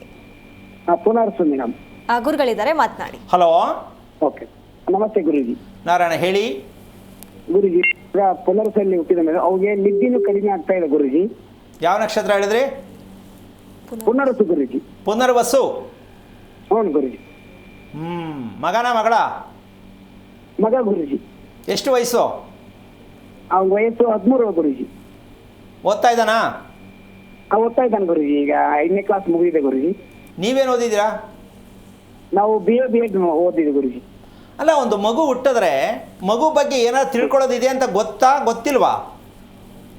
ತಿಳ್ಕೊಳ್ಬೇಕಂತ ಗೊತ್ತಿದೆ ಗುರುಜಿ. ಗೊತ್ತಿದೆಯಾ? ಹೌದು ಗುರುಜಿ. ಯಾಕೆ ತಿಳ್ಕೊಳ್ಳಿಲ್ಲ? ಪುನರ್ವಸು ನಕ್ಷತ್ರಕ್ಕೆ ಮಗುವಿನ ದೇಹ ಏನಾಗಿರುತ್ತೆ ಅಂತ ಯಾಕೆ ತಿಳ್ಕೊಳ್ಳಿಲ್ಲ? ಅದ್ರ ಬಗ್ಗೆ ಅದು ಕೇಳಿದೆ ಗುರುಜಿ. ಇವ್ಗೆ ಒಳ್ಳೆ ಭವಿಷ್ಯ ಇದೆ, ಓದೋದ್ರಲ್ಲಿ ಚೆನ್ನಾಗಿದ್ದೇನೆ, ಇವ್ರಿಂದ ನಿಮ್ಮ ಮನೆತನ ಒಳ್ಳೇದಾಗುತ್ತೆ ಅಂತ ಹೇಳಿದ್ರು ಗುರುಜಿ. ಹಂಗೆ ಹೇಳ್ದವ್ನು ಕಂಬಕ್ಕೆ ಕಟ್ಬಿಟ್ಟು ಹೊಡಿಬೇಕಣ್ರಿ. ಸುಳ್ಳು ಹೇಳ್ತೀಯಾ ಇನ್ನೊಂದ್ಸಲ ಹೇಳ್ತೀಯಾ ಅಂತ ಹೊಡಿತಾನೆ ಇರ್ಬೇಕು ತಲೆ ಮೇಲೆ. ಭವಿಷ್ಯ ಆಯ್ತಂತೆ ಮಣ್ಣು, ಉಸಿರಾಟನೇ ಚೆನ್ನಾಗಿಲ್ಲ, ಯಾವ ಭವಿಷ್ಯ ಇದೆ ಅವನಿಗೆ? ಅಣ್ಣ ಅರ್ಥ ಆಯ್ತಾ? ಗೊತ್ತಾಯ್ತು. ಅವ್ನು ಮಲ್ಕೊಳ್ಳುವಾಗ ಸ್ವಲ್ಪ ಪಕ್ಕದಲ್ಲಿ ಕೂತ್ಕೊಂಡು ಒಂದು ಅರ್ಧ ಗಂಟೆ ಯೋಚನೆ ಮಾಡು, ಗೊತ್ತಾಗತ್ತೆ ಮಗು ನಿದ್ದೆ ಹೆಂಗೆ ಮಾಡುತ್ತೆ ಅಂತ. ಬಾಯ್ ಬಿಟ್ಕೊಂಡು ನೋಡಿದ್ಯಾ ಅಣ್ಣ? ಗುರುಜಿ ಲೇಟಾಗಿ ಮಲ್ತಾನೆ ಗುರುಜಿ. ಅಲ್ಲಪ್ಪ, ಅವ್ನು ನಿದ್ದೆ ಮಾಡುವಾಗ ಉಸಿರಾಟದಲ್ಲಿ ಶಬ್ದ ಬರುತ್ತಾ ಇಲ್ವಾ, ಗಮನಿಸಿದ್ಯಾ? ಬರ್ತು ಗುರುಜಿ. ಮತ್ತೇನ್ರಿ ನೀವೆಲ್ಲ ತಂದೆ ತಾಯಿ ಆದ್ರಿ?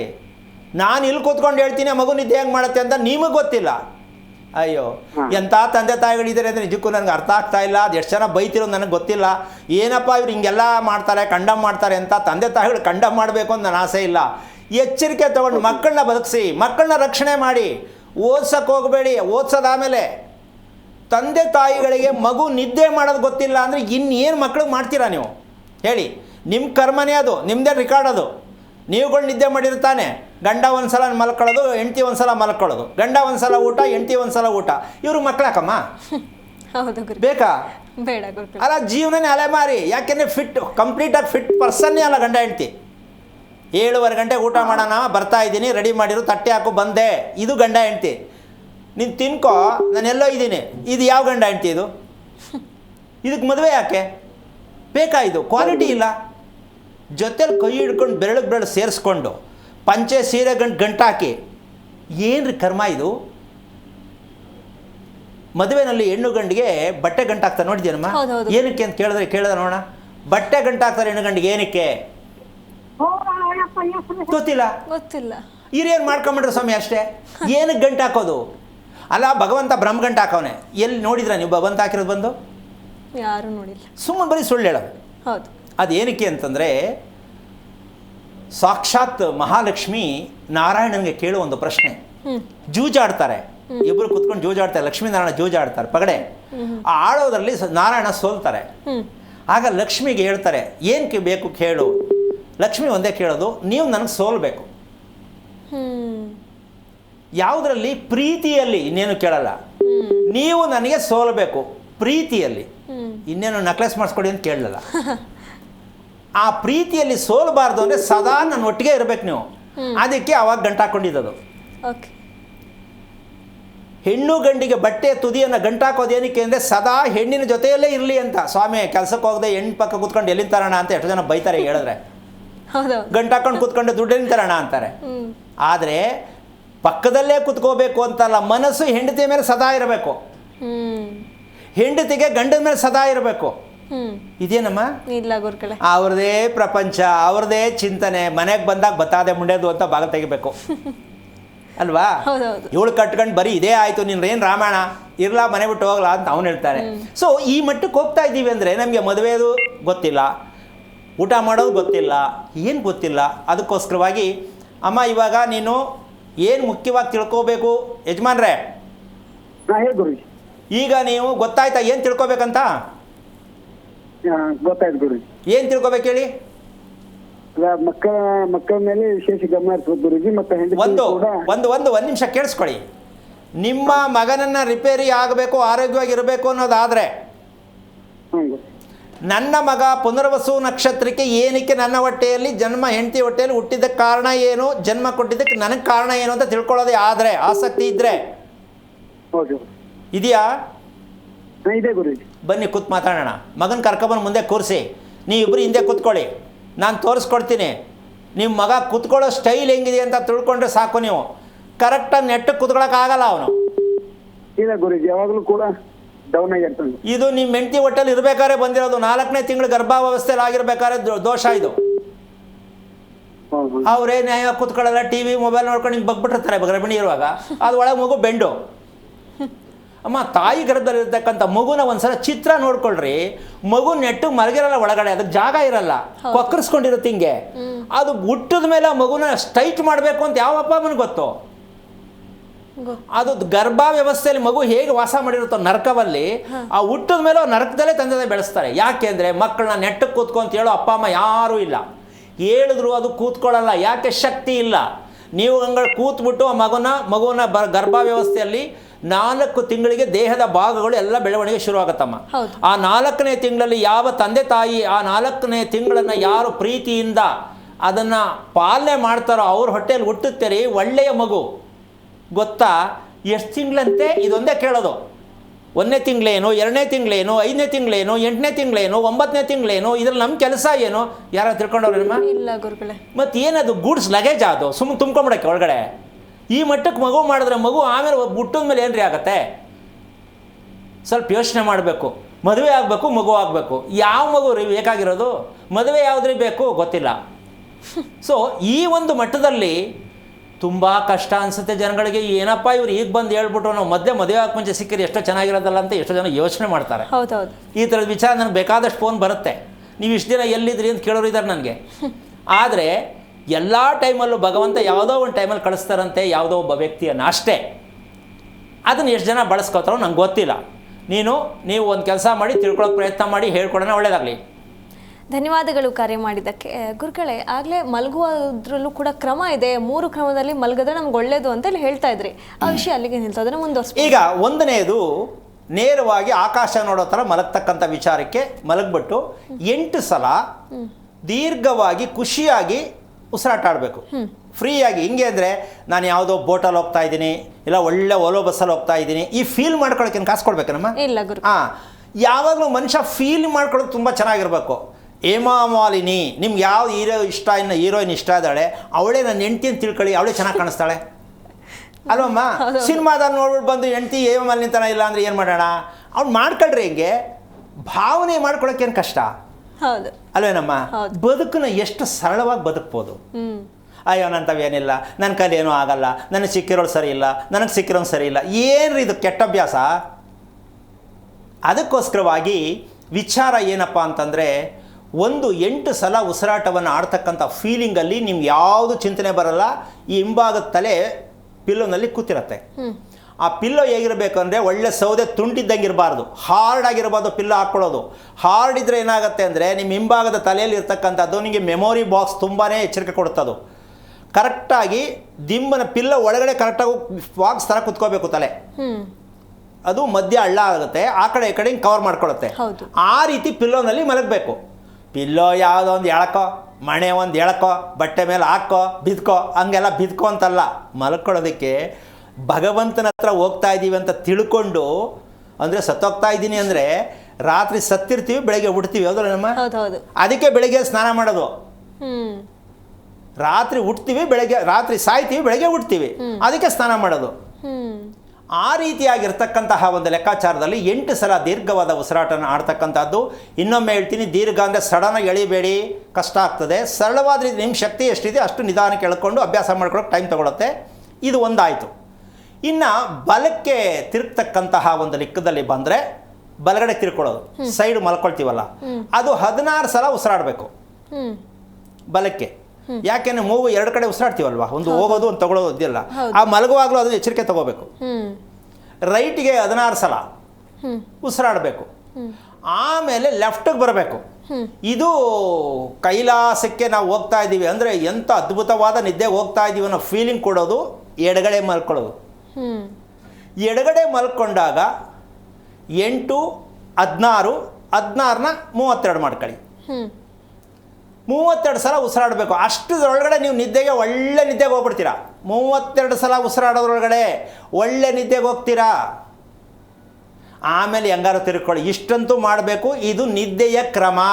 ಏನು ಹೇಳ್ತೀಮ್ಮ ಅಲ್ವಾ? ಈಗ ನಿದ್ದೆಗೂ ಒಂದು ಕ್ರಮ ಅನ್ನೋದು ಗೊತ್ತಾಯ್ತಲ್ಲ ಅಂತ ಖುಷಿ ಪಡಿ. ಅಯ್ಯೋ ನಿದ್ದೆಲ್ಲ ಅವೆಲ್ಲ ಗೊತ್ತಾಯ್ತದ, ದೇವ್ರು ಕೊಟ್ಟಂಗೆ ಹೆಂಗೋ ಮಲ್ಕತ್ತೀವಿ ಅಂತ ನಾವೇನು ಮಾಡೋಕ್ಕಾಗಲ್ಲ.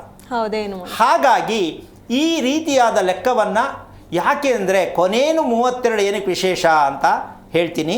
ಕಾರಣ ಏನಂದರೆ ರಾತ್ರಿ ಊಟ ಆದಮೇಲೆ ಪುಣ್ಯಾತ್ಮರು ಎಷ್ಟು 1000 ಜನ 1,00,000 ಜನ ಇದ್ದಾರೋ ರಾತ್ರಿ ಊಟ ಇಲ್ಲ, ಆದರೂ ಊಟ ಮಾಡ್ತಾ ಇದ್ದಾರೆ. ಈಗ ಇವ್ರಿಗೇನು ಮಾಡೋಕ್ಕಾಗಲ್ಲ. ಸ್ವಾಮಿ ರಾತ್ರಿ ಊಟ ಮಾಡ್ತೀವಿ, ಏನು ಮಾಡೋದು ಹಂಗಾದರೆ? ಊಟ ಮಾಡಿದ ರಾತ್ರಿ ಹೊತ್ತು ಹೆಂಗೆ ಮನೆ ಕಳೋದು ಪ್ರಶ್ನೆ ಆಗುತ್ತೆ. ಅದಕ್ಕೆ ಒಂದು ಉತ್ತರ ಇವತ್ತು ಹೇಳ್ತೀನಿ. ಕಷ್ಟ ಇದೆ ಪಾಲನೆ ಮಾಡೋದು. ಊಟ ಮಾಡಿದ್ದು ಪೂರ್ತಿ ಕರಗೋವರೆಗೂ ಮಲ್ಕೊಳಕ್ಕೆ ಹೋಗಬಾರ್ದು. ಕರೆಕ್ಟಾದ ಒಳ್ಳೆಯ ನಿದ್ದೆ ಬೇಕು. ಕಾರಣ ಇಲ್ಲ ಅಂದರೆ ಮೂಗು ಕಟ್ಕತ್ತದೆ, ಈ ಕಡೆ ಉಸಿರು ಸರಿ ಬರ್ತಾ ಇಲ್ಲ, ಇದು ಬಂದುಬಿಡ್ತದೆ. ಈ ಮೂಗಿನ ರೋಗ, ಗಂಟ್ಲಿನ ರೋಗ, ಕಣ್ಣಿನ ರೋಗ ಇದರಲ್ಲೇ ಬರೋದು. ಚೆನ್ನಾಗಿ ಪ್ಯಾಕ್ ಮಾಡ್ಕೊಂಬಿಡೋದು ರುಚಿಯಾಗೈತೆ ಅಂತ, ಆಯಿತಾ? ಹೋಗಿ ದಪ್ಪ ಅಂತ ಬಿದ್ಕೊಂಬಿಡೋದು. ಏನಕ್ಕೆ ಅದು ಅಂದರೆ ತಿಂದಂಥ ಊಟದಲ್ಲಿ ಬೇಗ ಅದೇನಾಗುತ್ತೆ ಅಂದರೆ ರಕ್ತ ಚಲನೆಗೆ ತುಂಬ ಬ್ರೇಕ್ ಕೊಡುತ್ತೆ. ಮೆದುಳಿಗೆ ಹೋಗ್ತಕ್ಕಂಥದ್ದು ಒಂಥರ ಝೂಮ್ ಬರುತ್ತೆ ನಿದ್ದೆ, ಹಂಗೆ ಹೋಗಿ ಮಲ್ಕೊಂಬಿಡೋದು. ಒಳಗಡೆ ಇರೋದು ಕರಗಲ್ಲ. ಅದಕ್ಕೆ ಎಡಭಾಗಕ್ಕೆ ಜಾಸ್ತಿ ಮಲಗಿದ್ರೆ ಶೇಷ ಏನಾದ್ರು ಕರಗದೇ ಇರೋದಿದ್ರೆ ಕರಗತ್ತೆ. ಕರಗದಂಗೆ ನಿದ್ದೆ ಸ್ಪೀಡ್ ಜಾಸ್ತಿ ಆಗುತ್ತೆ. ಹೊಟ್ಟೆಯಲ್ಲಿ ಕರಳಲ್ಲಿ ಊಟ ಇರಬೇಕಾದ್ರೆ ನೀವು ತಿಪ್ಪುರ್ಲಾಗ ಹಾಕೊಂಡ್ರೂ ನೀವು ನಿದ್ದೆ ಬರಲ್ಲ. ಹೊಟ್ಟೆ ಕ್ಲೀನಾಗಿ ಎಲ್ಲ ಕರಗಿದ್ರೆ ಮಾತ್ರ ನೀವು ಹೋದ ತಕ್ಷಣ ಅದೇ ನಿಮ್ಮನ್ನು ಕರ್ಕೊಂಡೋಗುತ್ತೆ. ಕರಳೊಳಗಡೆ ಇಟ್ಕೊಂಡು ಮಲ್ಕೊಂಡ್ರೆ ನೀವು ಎಳ್ಕೊಂಡು ಹೋಗಿ ಬರಬೇಕು ನಿದ್ದೆನ. ಹಾಳಾದ ನಿದ್ದೆ ಬರ್ತಾ ಇಲ್ವಲ್ಲ, ಈ ಕಡೆಗೆ ತಿರ್ಕೋ ಆ ಕಡೆಗೆ ತಿರ್ಕೋ, ಕೊನೆಗೆದ್ದು ಟಿ ವಿ ಎತ್ಕೋ, ಟಿ ವಿ ಆನ್ ಮಾಡು, ಇಲ್ಲ ಮೊಬೈಲ್ ಎತ್ಕೋ, ಇಲ್ಲ ಹೆಂಡ್ತಿ ಹತ್ರ ಜಗಳ ಮಾಡು. ಈ ಚೇಷ್ಟೆಯಲ್ಲಿ ಎಲ್ಲ ರೋಗ ಬರೆಸ್ಕೊಂಡು ಆ ರೋಗದಲ್ಲಿ ಒಂದು ಮಗು ಪಡ್ಕೊಂಡ್ರೆ ಆ ರೋಗದ ಮಗು ಬಂದ ಮೇಲೆ ಹಿಂಗೆ ಬಾಯಿ ಬಿಟ್ಕೊಂಡು ಮಲ್ಕೊಳತ್ತೆ. ಯಾಕೆ ಅಂದರೆ ಅಪ್ಪ ಅಮ್ಮಂದು ಓಕೆ ಇಲ್ಲ. ಅದಕ್ಕೆ ಮಗು ಬಾಯಿ ಬಿಟ್ಕೊಂಡು ಗೊರಕೆ ಹೊಡ್ಕೊಂಡು ಮಲ್ಕೊಂಡು ಅಯ್ಯೋ ಹಿಂಗೆ ಒದ್ದಾಡ್ತದೆ ಮಗು. ಎಷ್ಟೋ ಗಂಡ ಹೆಂಡ್ತಿ ಮಕ್ಕಳ ಬಗ್ಗೆ ಸಿಕ್ಕಾಬಿಟ್ಟೆ ಜಗಳ ಆಡ್ತಾರೆ. ಎಲ್ಲ ನಿನ್ನಂಗೆ ಹುಟ್ಟುಬಿಡ್ತು ಅಂತಾಳೆ ಗಂಡ್ತಿ, ಯಾವುದೋ ನಿನ್ನಂಗೆ ಇದೆ ಅಂತ ಗಂಡ ಅಂತಾನೆ. ಸೊ ಇದೆಲ್ಲ ಏನಕ್ಕಾಗ್ತಾ ಇದೆ ಅಂತಂದರೆ ನಿನ್ನಂಗೋ ಅವಳಂಗೋ ಪ್ರಶ್ನೆ ಅಲ್ಲ, ನಾವು ಮಗು ನಮ್ಮದು ಅಂತ ಒಪ್ಕೋಬೇಕು ಅಲ್ಲಮ್ಮ. ನಂದು ನಿಂದು ಹೇಳಂಗಿಲ್ಲ, ನಮ್ಮದು ಜೀವನ ನಮ್ಮದು. ಇದು ನಂದು ನಿಂದು ಅನ್ಕೊಂಡೆ ಗಂಡ ಹೆಂಡ್ತಿ ಹೊಡೆದಾಡ್ತಾ ಇರೋದು ಅಲ್ವಾ? ದಾರೆ ಇರುವ ಕೈಯೊಳಗೆ ಕೈ ಹಾಕ್ತೀರ, ಜ್ಞಾನ ಇಲ್ವ ಅವಾಗ? ಯಾಕೆ ಹಾಕ್ತೀರ ಕೈನ? ಜ್ಞಾನ ಇಲ್ವ ಅವಾಗ? ಮದುವೆ ಅರ್ಥ ಎಷ್ಟಿದೆ ಗೊತ್ತೇನಮ್ಮ? ಒಂದೂ ಯಾರಿಗೂ ಅದ್ರ ಬಗ್ಗೆ ಏನೋ ಮಾಡ್ಕೊಂಡು ನಮ್ಮ ಅಪ್ಪ ಅಮ್ಮ ಮಾಡಿದ್ರು ಈ ಮಟ್ಟಕ್ಕೆ ಕಾಲ ಕಳೀತಾ ಇದ್ದೀವಿ ಅಂದರೆ ನಮ್ಮ ಜೀವನ ಹೇಗೆ ಚೆನ್ನಾಗಿರುತ್ತೆ, ನಮ್ಮ ಹೊಟ್ಟೆಯಲ್ಲಿ ಹುಟ್ಟಿದ ಮಕ್ಕಳು ಎಷ್ಟು ಚೆನ್ನಾಗಿರ್ತಾರೆ, ಇದೆಲ್ಲ ಯಾರಿಗೂ ಪ್ರಜ್ಞೆ ಇಲ್ಲ. ಈ ರೀತಿಯಾಗಿರ್ತಕ್ಕಂಥ ಲೆಕ್ಕದಲ್ಲಿ ಬಂದಾಗ ಆಮೇಲೆ ನಿದ್ದೆ ಸಲೀಸಾಗಿ ಮಾಡ್ತಕ್ಕಂಥ ಲೆಕ್ಕಾಚಾರಕ್ಕೆ ದೊಡ್ಡ ಸಮಸ್ಯೆ ಏನಾಗಿದೆ ಅಂದರೆ ಕರೆಕ್ಟಾಗಿ ಯಾಕೆ ನಿದ್ದೆ ಬರ್ತಾ ಇಲ್ಲ ಇವತ್ತು ಮಕ್ಕಳಿಗಾಗಲಿ ದೊಡ್ಡವ್ರಿಗೆ ಏನು ಬರಬೇಕು ಅಂದರೆ, ಒಂದು ದಿನ 9 ಗಂಟೆಗೆ ನಿದ್ದೆಯನ್ನು ಮಲಗಿದರೆ ನಾಳೆ ರಾತ್ರಿ 9 ಗಂಟೆಗೆ ನಿದ್ದೆ ಬರಲಿಲ್ಲ ಅಂದರೆ ಹಾರ್ಟ್ ಅಟ್ಯಾಕ್ಗೆ ಅಪ್ಲಿಕೇಶನ್ ಫಿಲ್ ಮಾಡ್ತಾ ಇದ್ದೀರಾ ಅಂತ ಪ್ರತಿಯೊಬ್ಬರು ಗಮನ ಇಟ್ಕೊಂಡು ಕೇಳಿಸ್ಕೋಬೇಕು. ದಿನದ ಸಮಯವನ್ನು ವ್ಯತ್ಯಾಸ ಮಾಡಿ ಯಾರು ಮಲಗ್ತಾರೋ ಹಾರ್ಟ್ ಅಟ್ಯಾಕ್ ಪಕ್ಕ. ನಿಮ್ಮ ಹೊಟ್ಟೆಯಲ್ಲಿ ಸಂತಾನವೂ ನಾಳೆ ಅದೇ ಪಾಪ. ಮಕ್ಕಳು ಚೆನ್ನಾಗಿರಲಿ ಅಂತ ಶಾಸ್ತ್ರ ಕೇಳ್ತಿರ್ರಿ, ನೀವು ನಿದ್ದೆ ಚೆನ್ನಾಗಿ ಮಾಡಿದೆ ಮಕ್ಳು ಹೆಂಗ್ರಿ ಆಯುಷ್ವಂತ ಹುಟ್ಟುತ್ತಾರೆ. ಆ ಕಿತ್ತೊಂದು ಕಮಂಗಿಗಳು ಬರ್ಕೊಟ್ಬಿಡ್ತಾರೆ 80 ವರ್ಷ ಪರಮಾಯುಸ್ಸು ಅಂತ, ಇವ್ರ ಅಪ್ಪನ ಮನೆ ಆಸ್ತಿ ಅಂತ ಬರೆದ್ಬಿಡ್ತಾನೆ. ಮನೆ ಕಟ್ಟರು ಅಷ್ಟೇ 100 ವರ್ಷ ಆಯಿತು ಅಂತ ಬರೀತಾನೆ, 12 ವರ್ಷಕ್ಕೆ ಹೊಂಟೋಗಿರುತ್ತೆ ಆ ಮನೆ. ಎಲ್ಲ ಬರೀ ಸುಳ್ಳು ಮಾಹಿತಿ ಆಗ್ತಾ ಇದೆ. ದಯವಿಟ್ಟು ನೀವು ತಿಳ್ಕೊಳ್ಳಿ, ನಿಮ್ಮ ನಿದ್ದೆ ಗಂಡ ಹೆಂಡತಿಗೆ ನಿದ್ದೆ ಬಂದಿಲ್ಲ ಸರಿಯಾದ ಟೈಮ್ಗೆ, ಅಭ್ಯಾಸ ಇಲ್ಲ ಅಂದರೆ ನೀವು ಸದಾ ನೀವು ರೋಗಿಷ್ಠರೇ. ಒಂಥರದ ರೋಗ ಅಲ್ಲ, ಟೆಸ್ಟ್ ಮಾಡ್ದಂಗೆಲ್ಲ ಒಂದೊಂದು ರೋಗ ಹೇಳ್ತಾರೆ. ಮಾಡಿ ಮಾಡಿ ಮಾತ್ರೆ ದಿನಕ್ಕೆ 8 ಆಯಿತು 9 ಆಯಿತು, ಈ ಮಟ್ಟಕ್ಕೆ ಇದ್ದಾಗ ನಿಮಗೆ ಮಕ್ಕಳು ಬೇಕಾ? ಯೋಚನೆ ಮಾಡಿ. ಇನ್ನು ಮಗು ಮಾಡ್ಕೊಳ್ಳೋಕ್ಕೆ ಸೇಫ್ ಮಾಡ್ಕೊಳ್ಳೋಕೆ ಒಂದಷ್ಟು ಮಾತ್ರೆ, ಆ ಮಗು ಬೆಳೆಯೋಕ್ಕೆ ಒಂದಷ್ಟು ಮಾತ್ರೆ. ಏನಮ್ಮ ಟೋಟಲಿ ಎಲ್ಲ ಮಾತ್ರೆಮಯ. ಹೌದು. ಇನ್ನು ಮಗು ಚೆನ್ನಾಗಿ ಎಕ್ಸಾಮಲ್ಲಿ ಪಾಸ್ ಮಾಡುವಂತ ತಗೊಂಡೋಗಿ ತಳ್ತಿರಲ್ಲ ಪಾಪ, ಅದು ಹತ್ಕೊಂಡೇ ಹೋಯ್ತದೆ. ಯಾವ ಕರ್ಮಕ್ಕೆ ಇವ್ರು ಹೊಟ್ಟೆಲಿ ಉಡ್ತೇನೆ ನಾನಂತೂ ಬೈಕಂಡೇ ಹೋಗುತ್ತೆ, ಅದೇ ಶಾಪ ನಿಮಗೆ. ಓದು, ಕುತ್ಕೋ, ಟ್ಯೂಷನ್ಗೆ ಹೋಗು, ಹೋಮ್ವರ್ಕ್ ಮಾಡು. ಏನ್ರಿ ಕರ್ಮ, ಏನ್ರಿ ನರಕ ಮಕ್ಕಳು ಕೊಡ್ತಾ ಇರೋದು ನೀವು. ನೀವೂ ಅನುಭವಿಸಿಲ್ಲ ಸುಖನ, ಮಕ್ಕಳಿಗೂ ಅನುಭವಿಸೋಕೆ ಬಿಡಲ್ಲ. ಆ ಓದೋದು ಹಿಡ್ಕೊಂಡು ಇಡೀ ಪ್ರಪಂಚದಲ್ಲಿ ರೋಗಗಳು ಬರೆಸ್ಕೊಂಡು ಸಾಯೋಕ್ಕೆ ನಾವು ಒಂದು ಮದುವೆ, ಒಂದು ಮಗು, ಏನು ಅರ್ಥ ಇದೆ ಸ್ವಲ್ಪ ಯೋಚನೆ ಮಾಡಿ. ನೀವು ಸಂಪಾದನೆ ಎಷ್ಟು ಮಾಡ್ತಿರೋ ಮುಖ್ಯ ಅಲ್ಲ, ನೀವೆಷ್ಟು ನೆಮ್ಮದಿಯಾಗಿದ್ದೀರಾ, ನೀವು ಹೇಗೆ ಬದುಕಿದ್ರಿ ಅನ್ನೋದು ಮುಖ್ಯ. ಏನಮ್ಮ? ಹೌದು ಗುರುಗಳೇ. 106 ವರ್ಷ ಬೇಡ್ರಿ. ಸ್ವಾಮಿ ವಿವೇಕಾನಂದರು 32 ವರ್ಷಕ್ಕೆ 30,000 ವರ್ಷಕ್ಕೆ ಆಗೋಷ್ಟು ಕೊಟ್ಟೋದ್ರು ನಮ್ಮ ದೇಶಕ್ಕೆ. ಅಂತಹ ಪುಣ್ಯಾತ್ಮನ್ನ ನೆನೆಸ್ಕೊಳ್ಳಿ. ನಾವು 100 ವರ್ಷ ಬದುಕಬೇಕು, ಯಾವ ಪುರುಷಾರ್ಥಕ್ರಿ? ಏನು ಮಾಡೋಕ್ಕಿಲ್ಲ 100 ವರ್ಷ ಇರಬೇಕು ಹೇಳಿ?